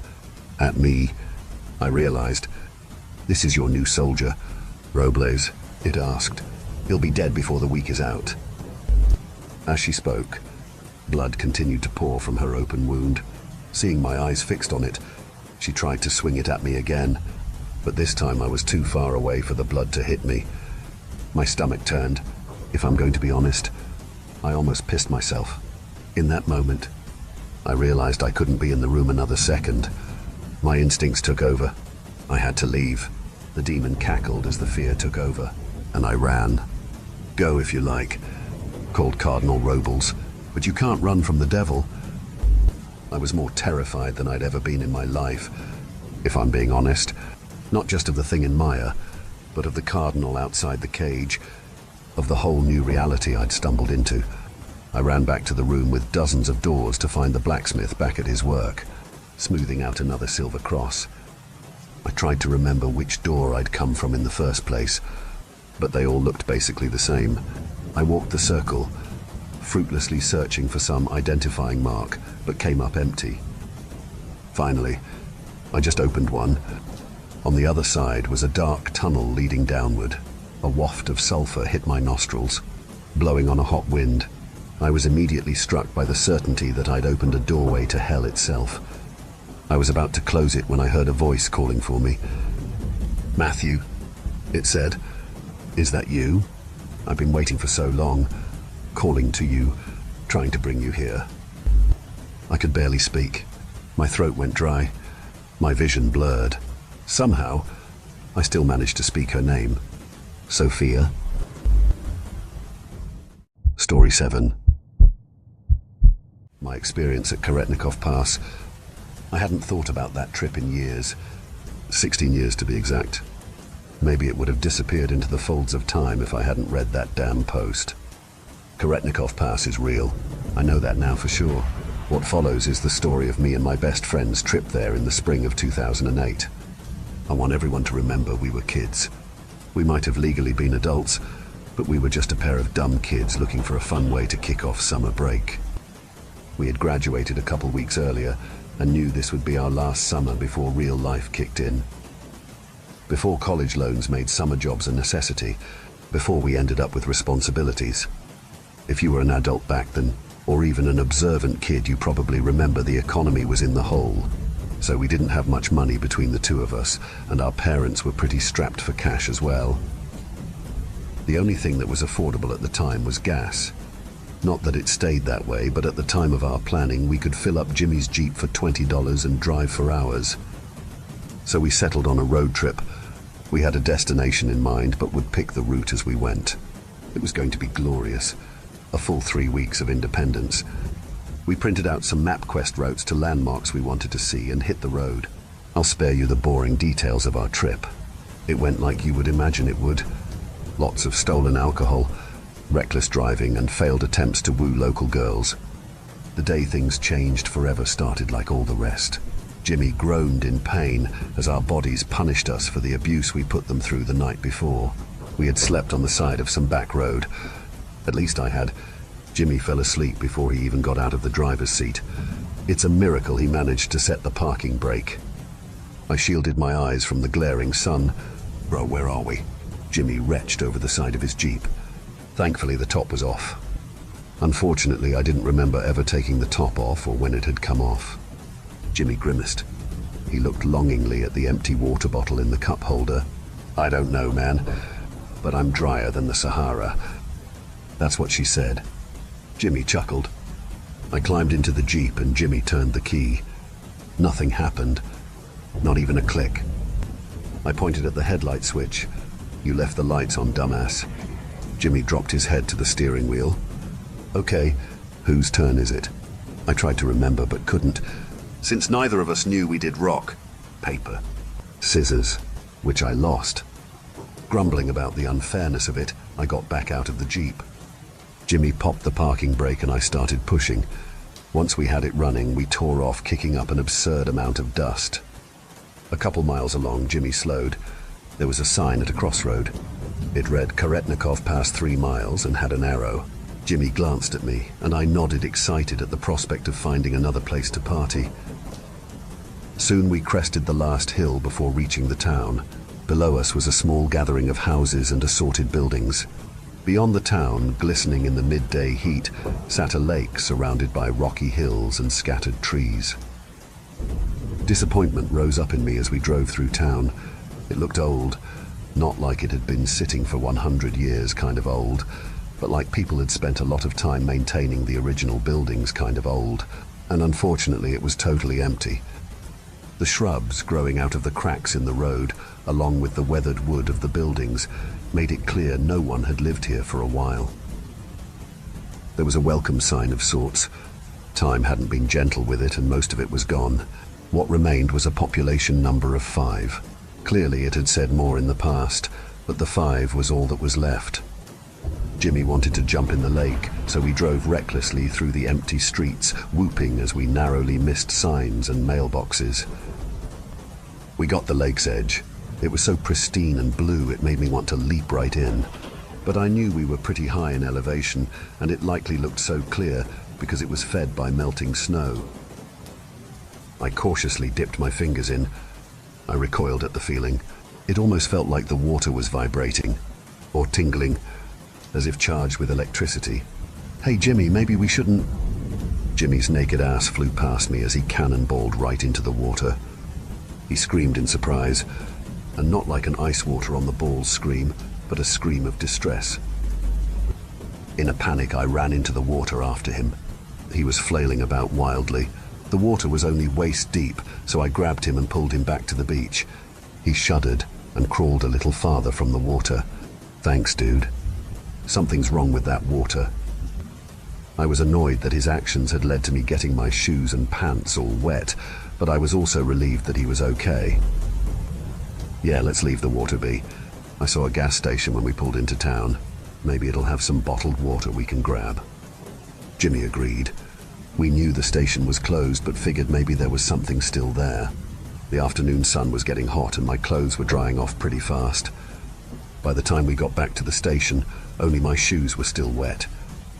Jimmy tried the door. It opened up with no resistance. "Sweet. Let's go inside," he said. I was about to follow when a sign on the door caught my eye. It was a weird set of town rules. Curfew is from 9 p.m. until 8 a.m. Everything excluding emergency services are to be closed. No exceptions. Emergency services are advised to lock their doors and cooperate with local law enforcement in case of emergencies. If any citizen is found in the streets after curfew, they will be placed under arrest for the remainder of the night. If you encounter anyone other than local law enforcement during curfew, do not physically engage. Keep all your doors and windows locked during curfew. No exceptions. Do not answer your door during curfew. Do not pay attention to anyone claiming to be in need of help, or even a family member who claims to have lost their key. If any of your relatives or loved ones are not home by curfew, inform local law enforcement via telephone. If you cannot make it to your home in time for curfew, remain inside your vehicle or call local law enforcement. If you cannot do the above, remain where you are. You will be found and taken into custody by local law enforcement. Do not swim in the lake near the mountain. Do not go into the mountain during curfew. Do not leave town during curfew. Well, that would have been nice to know. Clearly, the lake has something wrong with it. But the rest of the rules sounded really dumb. This place is empty. What kind of law enforcement could there be? And a curfew? I guess that made sense. Lots of campgrounds had curfews, and judging by the lack of graffiti, it seemed to be working. Jimmy came back out of the gas station. "It's a bust, bro. Everything in there is either gross or spoiled." I nodded. "So now what?" Jimmy looked around the town. "Now, my good sir, we explore this Jamestown until we procure proper sleeping quarters." I was a little skeptical. "You really think we should poke around?" Jimmy grabbed a bottle of something from under the Jeep seat. "Hell yeah, man. If everything goes to plan, we be bottles up in the mayor's house living like kings." He made a very appealing argument. We got back in the Jeep and headed through town. It didn't take long to find the most opulent house. We got settled in. We ended up pitching our tent in the living room as all the furniture was covered with a couple years' worth of dust. We passed the bottle back and forth as the sun went down. Feeling courageous, Jimmy decided to go upstairs and check the place out. I followed after and found him rummaging through the master bedroom's dresser. He held up a pair of lacy lingerie. Dude who leaves something like this behind. All the drawers are full. It's like they just walked away one day. I was feeling uneasy, which was no small task considering all the liquor I had sloshing around in my stomach. "Put it back, man. Let's leave their stuff alone." It felt wrong, like we were defiling a grave. Seeing people's belongings made the feel less like a cool, empty building to explore and more like someone's home. Jimmy didn't argue with me, but neither did he go back downstairs. He pulled out his pocket flashlight as the sun had slid low in the sky. I followed him as he went room to room, checking them out. I felt better now that he wasn't touching things, but I still didn't like being there. A knock on the front door caused Jimmy to let out a yipe. I jumped as well. I was just much quieter about it. Jimmy turned off his light. "Shit, man, you don't think there's cops here, do you?" I thought back to the set of rules at the gas station. It had mentioned law enforcement. I told Jimmy about it and he swore again. "This isn't good, man. I've got a scholarship." I looked out the window to the empty street below. No park ranger or cop car was visible. The knocking came again, this time more rapid and harder. We crouched down. I'm not sure why, as we were on the second floor. There was a break in the pounding. The silence dragged on until my legs began to burn from sitting in a squatted position. It must have been 10 minutes since the knocking had stopped. "Hey, Jimmy, I think they're gone. Let's get out of here while we can." Jimmy went down the steps first. When he got to the front door, he turned the deadbolt, locking it. "What are you doing?" I whispered. Whoever that was, they never announced themselves. I'm assuming it was other kids like us or a bum mad that were crashing in his town. I thought about what he said. Okay, but why lock the door then? Jimmy looked at me like I was stupid. Maybe so we can sleep knowing they can't get in." I waved my hand around the room. "Okay, and what if they're already inside and you just locked us in with them?" The thought clearly disturbed Jimmy, but he refused to unlock the door. At this point, I realized I was a good but not intoxicated than he was, so maybe I should listen to him. We did do our best to search the house before calling it a night. I woke a couple times in the night. Once I swore I heard crying coming from outside. Someone knocked on a few of the doors on our street. What really threw me off was the voice asking for help. It wasn't a yell. It wasn't even loud. I shouldn't have been able to hear it all. If only I had been sober enough to think rationally. Morning came and we got out of our tent. We decided to check out the far side of town. The Jeep's battery was dead again. It must have finally worn out. Jimmy pushed Will. I popped the clutch. We drove across the town. I couldn't shake the feeling from the night before. Like someone knew we were here and didn't like it. I checked out the bank. There wasn't even a single penny left behind. There was a newspaper with a headline about declining population and deposit forms scattered all over. The vault was standing open, empty as can be. After checking out a few more places, we noticed it was getting late. Neither of us talked about it, but we both didn't like the idea of sleeping in town again. The solution was easy. Take one of the hiking trails above the lake and spend the night camping. We parked at a poorly marked trailhead and took up our packs. It was pretty easy going, but Jimmy suddenly stopped. I nearly ran into him. "Yeah, what's the big deal?" He pointed across the lake. "Listen, do you hear that?" A feminine voice drifted across the water. I couldn't make out the words, but the tune was similar to "My Sailor Bold." It had a forlorn and depth to it. It was beautiful, enticing and nearly hypnotic. Jimmy looked back at me, a big grin plastered on his face. "Bro, there's babes here!" His excitement was contagious. I would love to meet the girl belonging to that voice. We started down a trail that, while overgrown, it looked like it went in the right direction. As we pushed through, Jimmy spotted a figure on the trail ahead. It turned at the sound of our approach. It was a girl in a white dress. Something made me hesitant. The hairs on the back of my neck pricked up. Jimmy had stopped as well. The girl raised a hand and waved in a welcoming manner. I couldn't tell you why, but I knew something wasn't right. The urge to back up started to build inside me, a sensation deep within me telling me to flee. It was almost to the point of causing me to run when Jimmy spoke. "Be cool, bro. She's like 16, but maybe she's with some older friends." I think he misunderstood my trepidation, but it didn't matter. The girl was gone. The trail was completely empty. "Wait, where did she?" Jimmy trailed off. It wasn't like she could have just walked away. We would have heard it, and the trail was lined with impenetrable bushes on both sides. Jimmy shot me a nervous glance. We were both on edge now. There was something wrong with this place, and no amount of girls was worth sticking around. I told Jimmy as much. He reluctantly agreed to follow me back to the Jeep. "Come on, man," I said. "It's not like you would have had a chance anyways. At least not while I'm around, that is." Jimmy snorted in mock offense. "Excuse me, but you are wingman material. I'm main meat." A snarky retort died in my throat as hyena-like laughter echoed across the hills. I could see the fear in Jimmy's eyes, and I'm sure he could see the same in mine. "Okay, what the hell was that?" he demanded. I looked around us. It hadn't sounded super close, but I wasn't going to take any chances. "Let's get to the Jeep right now. I'm so done with this place." Jimmy didn't need any convincing. We ran down the trail. We made it halfway back when Jimmy screamed out, his voice laced with terror. "Dude, run!" I risked a glance over my shoulder. A few dozen yards behind Jimmy was a man in a full sprint. That was bad enough, but what really scared me was the realistic sheep's face mask he was wearing. I put on a burst of speed. I made it to the Jeep first and tried to start it. The neglected battery gave me a single lethargic turn, then died. Jimmy didn't bother with the Jeep. He ran right past, heading for town. Somehow he still had enough breath to let out a scream as he passed me. I chased after. We had gained considerable distance on the crazy masked man, but he was still coming. Being the much faster runner, I managed to catch up to Jimmy. Suddenly I had an idea. "Quick, follow me." I dived under the wood porch of one of the main buildings in town. Jimmy crawled in next to me.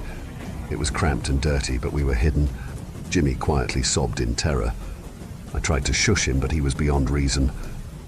The masked man had to have been getting close by now. An off-tune whistle drifted through the air. Jimmy whimpered and shoved himself against me. "He knows we're here," Jimmy hissed. I told him to shut up. He was going to give us away. Jimmy tried to squirm forwards. He was being too loud. I covered his mouth as the whistling got close. Jimmy tried to pull away, but I squeezed harder. There was footsteps above us. Jimmy was struggling as hard as he could to get away. The man was so close I could smell the rotting stench of his mask. Finally, Jimmy stopped fighting me. Still, I held him tight.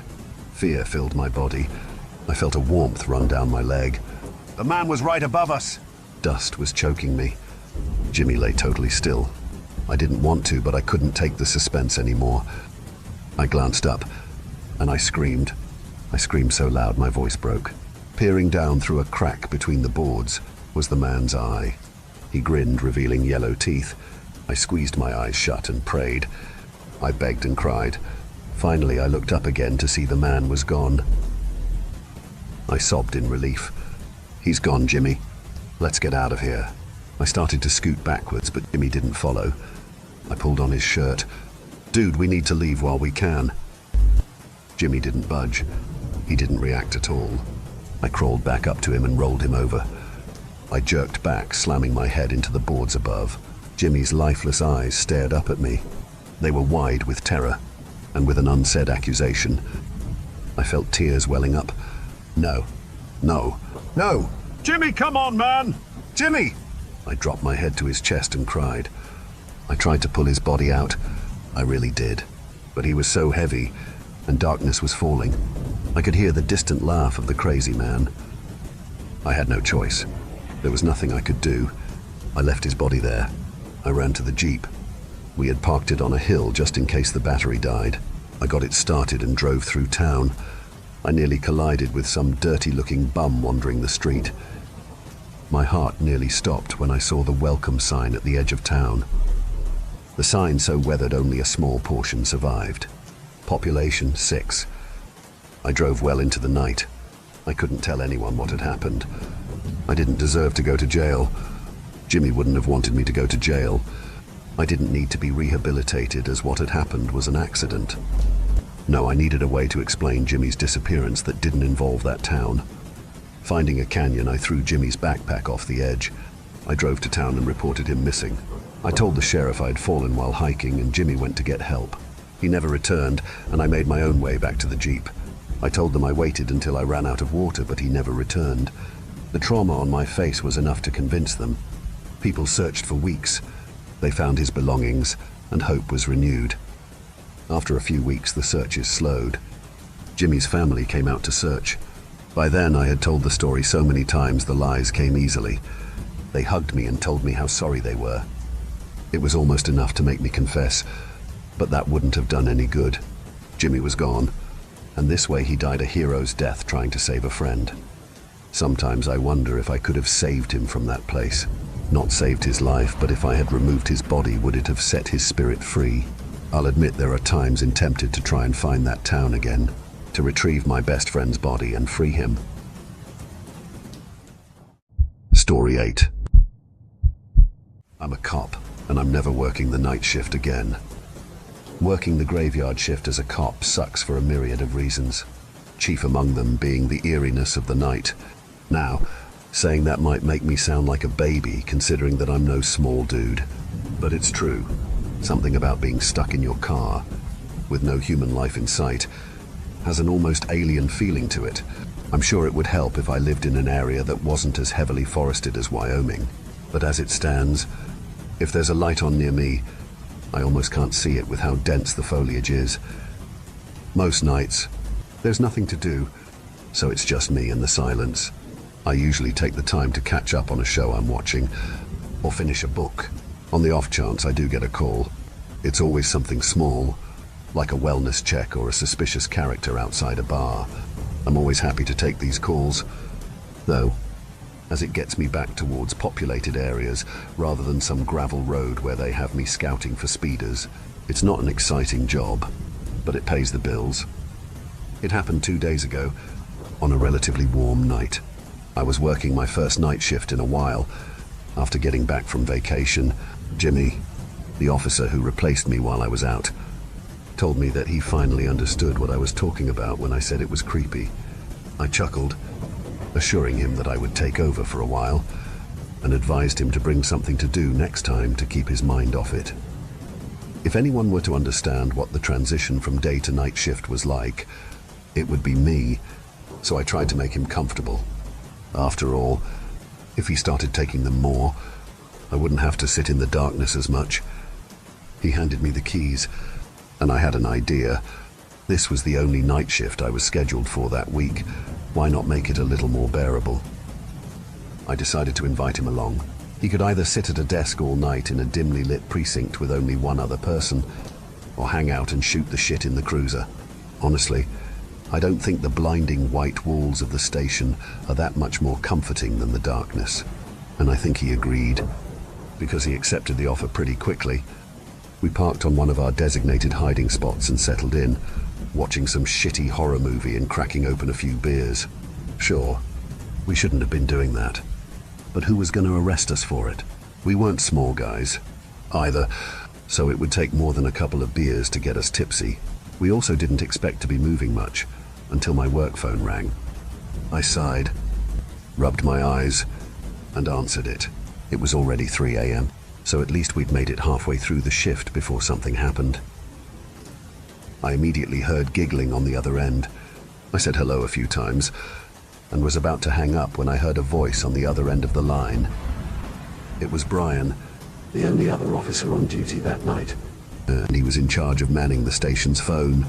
Usually, he was as monotone as a depressed robot, so to hear him laugh was already weird. "Hey Tom, how's it going?" "I can't complain, just living the high life with Jimmy here. What's up?" "You're not gonna believe this shit. I got an emergency call from the old Amec factory on McCaben Road." "How? That place doesn't have any power. Or phones even." "That's why I'm laughing my ass off. The person who called said they broke into the place to try and steal equipment, and now they're somehow stuck inside." It was silent in the cruiser for a second. Jimmy and I slowly turned to look at each other, and then, almost simultaneously, we burst out laughing. "You're shitting me." "I'm dead serious. When I got the call, I almost pissed myself trying not to laugh at the poor bastard. I'm about to piss myself right now. Hell, I think Jimmy already did." Jimmy jokingly slugged me in the shoulder as Brian began to talk again. "Anyways, do me a favor and go and help the guy get out of there. It's your choice whether you want to arrest him for trespassing or not. But he's had a bad enough night as is. By the sounds of it, we'll take care of it. Beats giving another speeding ticket. I don't know if I'm going to be able to keep a straight face. Though, I sure as shit wouldn't be able to. Give me a call back if you need backup. All right? I'll have to call the precinct up in Pinedale if you do. They have their parade this week, so I'm sure they've got a few guys to spare. Sounds good, Brian. We'll keep you posted. I hung up and flicked the cruiser's lights on, piercing through the darkness. We peeled out onto the road, making sure not to hit any deer along the way. It was only about a 10-minute drive, but you never know. We pulled into the bramble-covered entrance to the building, and I got out of the car to undo the rusted chain blocking the road. The place had been abandoned for 10 years, after Amek moved its drilling operations up north and took half the town's population with them. Now, the place was just a drinking spot for local teens, and it showed, with the amount of graffiti sprayed along the sides. We got out of the cruiser, flicked our flashlights on, and started looking for an entrance. Jimmy was noticeably on edge, probably because he didn't know this place existed. He was relatively new to the area, and I'm pretty sure this was his first time having to get out of the car on the night shift, although I didn't ask. He went around the left side of the building, while I took the right, both of us looking for a rusted door or a busted window. I was peeling brambles off of my shorts when I heard Jimmy start yelling. I immediately hightailed it back towards the other side of the building, hand on my holster, preparing for the worst. Was this a trap? Maybe the dude we came here to find was some sicko looking to hurt us. Or worse, I sprinted around the corner, shining my flashlight in front of me and expecting the worst. My flashlight illuminated Jimmy, who was doubled over laughing. I was confused, and immediately asked if he was all right. He looked up at me, with the widest grin I'd ever seen him sporting. I totally got you. I was relieved that nothing actually happened, but was mostly annoyed that he did that to me. It was almost 4 in the morning, for God's sake, and we were on the tail of some idiot in the middle of an abandoned warehouse. For a second, I'd thought he was getting attacked, and would be lying in a bloody heap by the time I got over to him.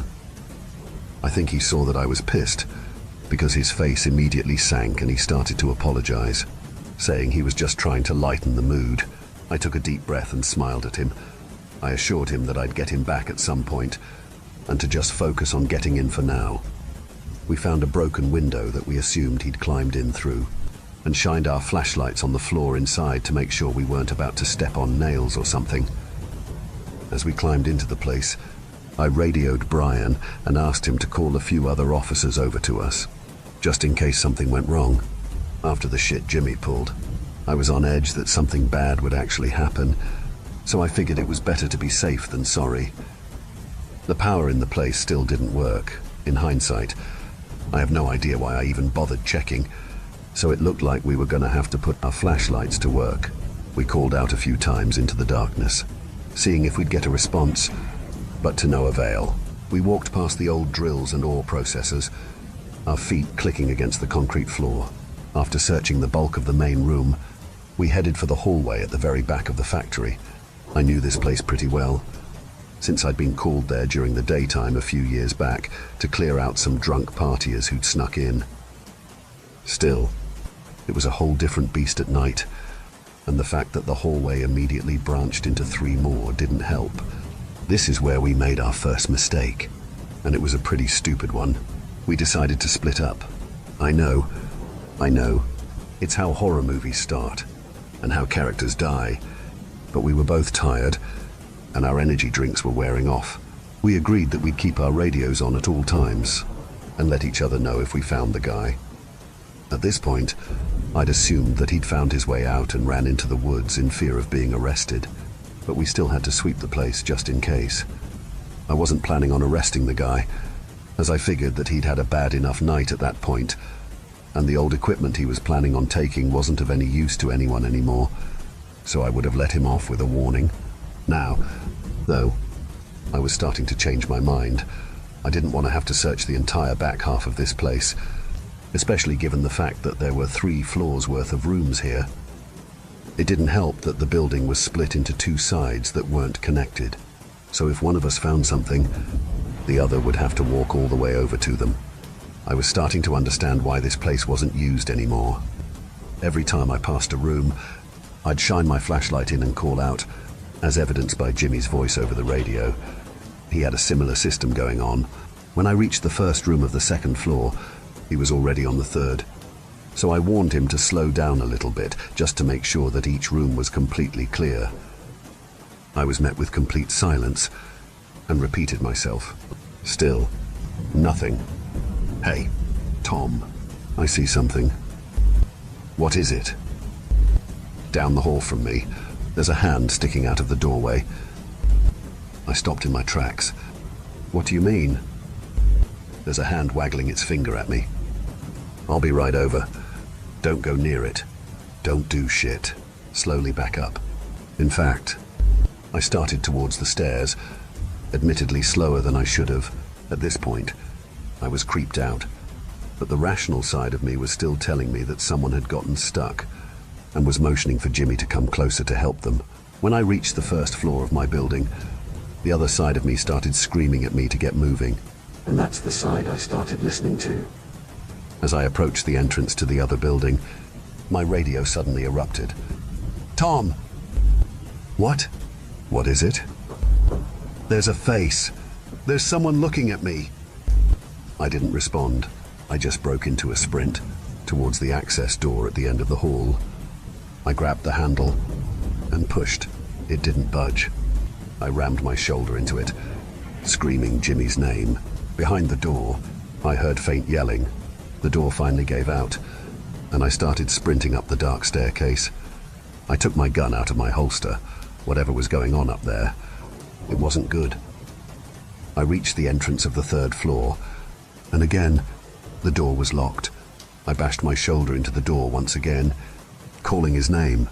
This time, though, there was no response. No screaming, just silence. I drew my pistol and unloaded almost the entire clip into the lock. The door still didn't budge. Something had to be blocking it from the other side. I slammed against the door so hard that things started flying off my belt. First my knife, then my taser, then my flashlight.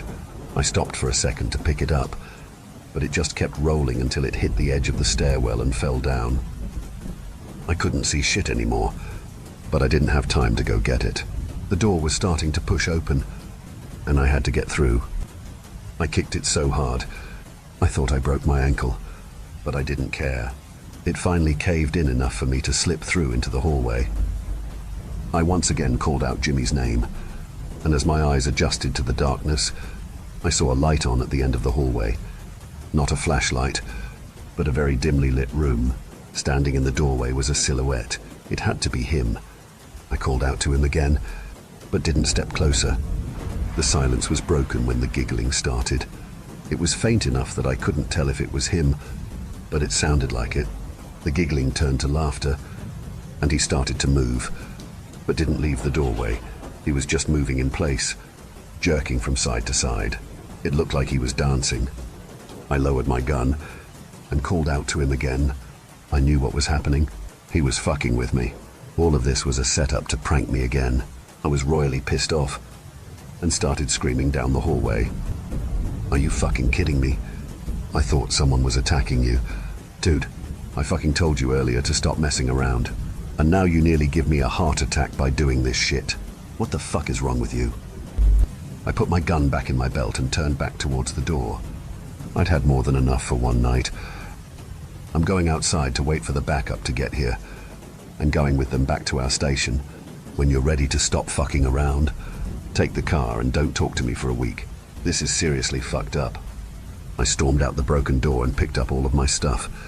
I climbed back out through the window and stood in the darkness in front of the factory, waiting for backup to arrive. Luckily, they were well on their way already, and got there about 5 minutes after I got outside. I hopped into the back seat of their cruiser and buckled myself in. Whenever you're ready, you can drive me back to the station. It's 20 minutes down the main road. The officer behind the wheel turned to look at me, then turned back towards the wheel and pointed to the factory. Don't you want to wait for your partner? It looks like he's at the window up there. I rolled the window down and looked outside. Sure enough, there was a faint light coming from one of the windows, what looked to be a flashlight beam, illuminating someone's silhouette. He'll take our car back to the station. I'm pissed off at him right now, so he can take care of it. With a nod, the officer shifted into reverse, and we backed out onto the main road. Once we got back to the precinct, I thanked them for the lift, and immediately hopped into my truck and drove back home. I was exhausted, and didn't really care to wait for Jimmy to bring the car in. Jimmy didn't show up for work yesterday, and he didn't return the car either.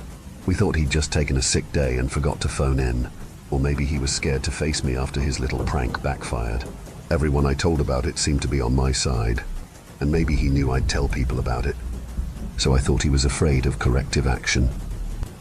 At least, that was my theory yesterday. He didn't show up today either, and everyone started to get a bit worried, even me. We sent a couple of officers out to the factory to see if he had left in the cruiser, or took an Uber home and left it there. Sure enough, it was parked in the same spot. When they saw this, they phoned me to come in to help search the area, just in case. It was my day off, so I was irritated, but I did hope he was okay, so I relented. We searched the entire factory and didn't find anything until we got to the third floor hallway that we'd been on a few days ago.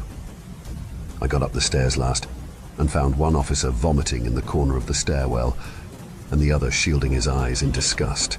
I pushed past them and walked into the hallway. The floor was stained with a trail of blood leading towards the end of the hall.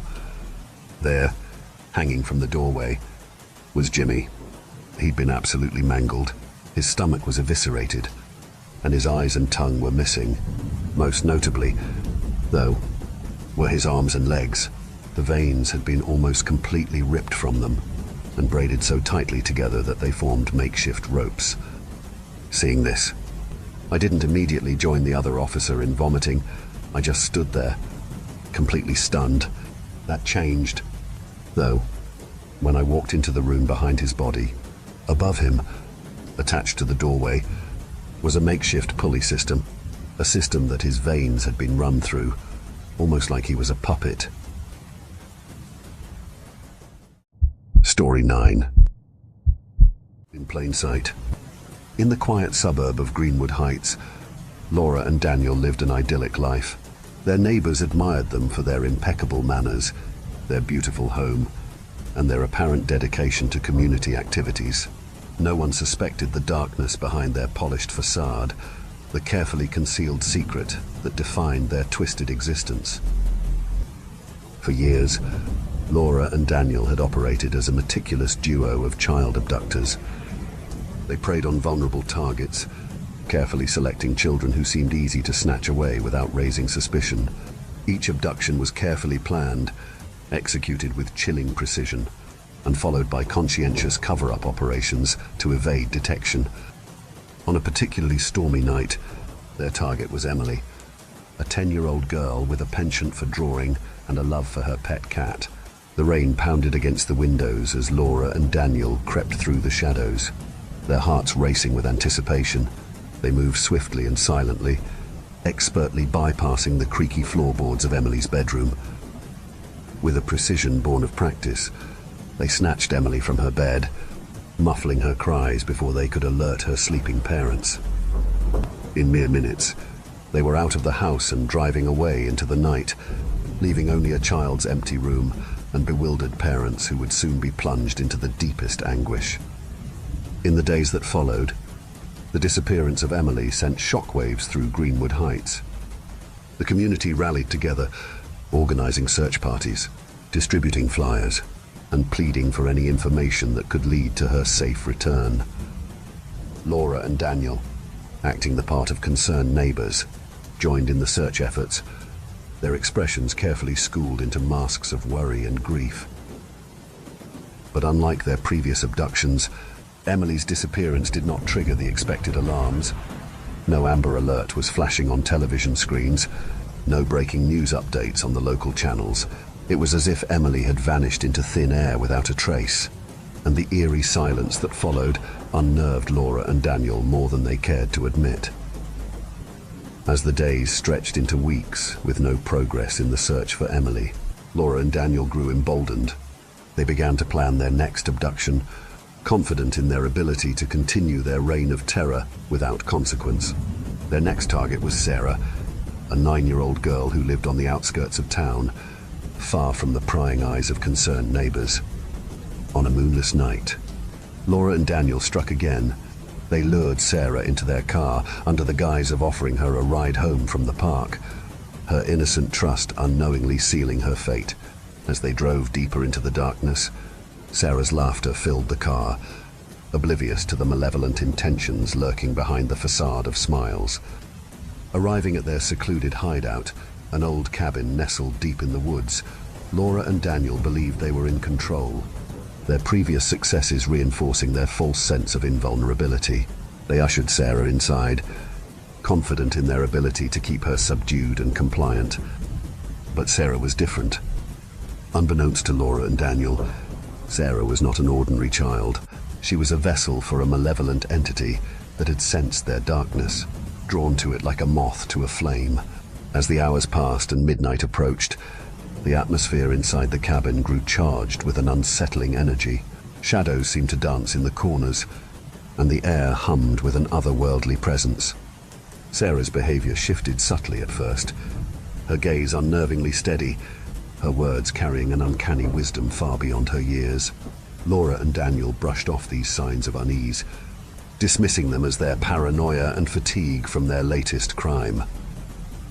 But then, the inexplicable began to unfold. Objects moved of their own accord, sliding across tables and crashing to the floor. Whispers echoed through the empty rooms, words that seemed to come from nowhere and everywhere at once. Sarah's laughter took on a chilling edge, her eyes darkening with a malevolent gleam that sent shivers down Laura and Daniel's spines. As the night wore on, the entity within Sarah began to assert its dominance. Sarah's body contorted unnaturally, her voice shifting to a guttural growl that spoke ancient languages unknown to human ears. Laura and Daniel watched in growing horror as the child they had abducted became a conduit for something far beyond their comprehension, a force that thrived on fear and suffering. Their attempts to restrain Sarah were futile. Ropes slipped through their fingers as if guided by an invisible hand, and locks on doors clicked open of their own accord. Panic set in as Laura and Daniel realized they were no longer the hunters, but the hunted, trapped in a nightmarish game where the rules were dictated by forces they could not control. In a desperate bid for survival, Laura and Daniel tried to flee the cabin, their footsteps echoing loudly in the oppressive silence of the night. But each path they chose seemed to lead them deeper into the heart of darkness, further away from the safety of the outside world and closer to the entity's domain. Sarah, now fully under the entity's control, pursued them relentlessly. She moved with an unnatural grace, appearing and disappearing like a phantom in the shadows. Her laughter rang out like a macabre symphony, haunting Laura and Daniel's every step as they stumbled through the labyrinthine corridors of their own making. Exhausted and on the brink of madness, Laura and Daniel found themselves cornered in the cabin's dimly lit basement. The air was heavy with the stench of fear and the palpable presence of the entity, its dark energy coalescing around them like a suffocating shroud. With nowhere left to run and their backs against the cold stone walls, Laura and Daniel faced the ultimate reckoning. They were forced to confront the horrifying truth of what they had become, monsters in human form, responsible for unspeakable atrocities that had torn families apart and left scars that would never heal. As Sarah stood before them, her eyes blazing with the fury of the entity within, Laura and Daniel begged for mercy. They pleaded for their lives, their voices trembling with terror and regret. But there was no mercy to be found in the entity's wrath, no forgiveness for those who had willingly embraced the darkness in their pursuit of power and control. In a final act of defiance, Sarah raised her hands, and the cabin trembled as if caught in the throes of an earthquake. Shadows twisted and writhed, merging with Sarah's form until she appeared as a spectral figure bathed in ethereal light. With a single gesture, she unleashed a torrent of supernatural force that consumed Laura and Daniel, their screams drowned out by the deafening roar of the entity's triumph. The storm raged on outside, oblivious to the horrors that had unfolded within the cabin's walls. The night sky remained indifferent to the fate of Laura and Daniel, their names destined to be whispered in hushed tones as cautionary tales of the darkness that can lurk within the human soul. As dawn broke over Greenwood Heights, the cabin stood silent and still, its secrets buried beneath layers of moss and ivy. The community continued with their lives, unaware of the evil that had once hidden in plain sight among them, the evil that had been unleashed and ultimately consumed its creators. Thank you for venturing into the darkness with us. If you dare to explore further, be sure to subscribe to our channel for more spine-tingling tales of horror and the supernatural. Remember, the shadows hold endless mysteries, waiting to be unveiled. Stay tuned for more bone-chilling stories as we continue to traverse the eerie depths of the unknown together. Until next time, may your dreams be free from the haunting echoes of our tales. Or perhaps not.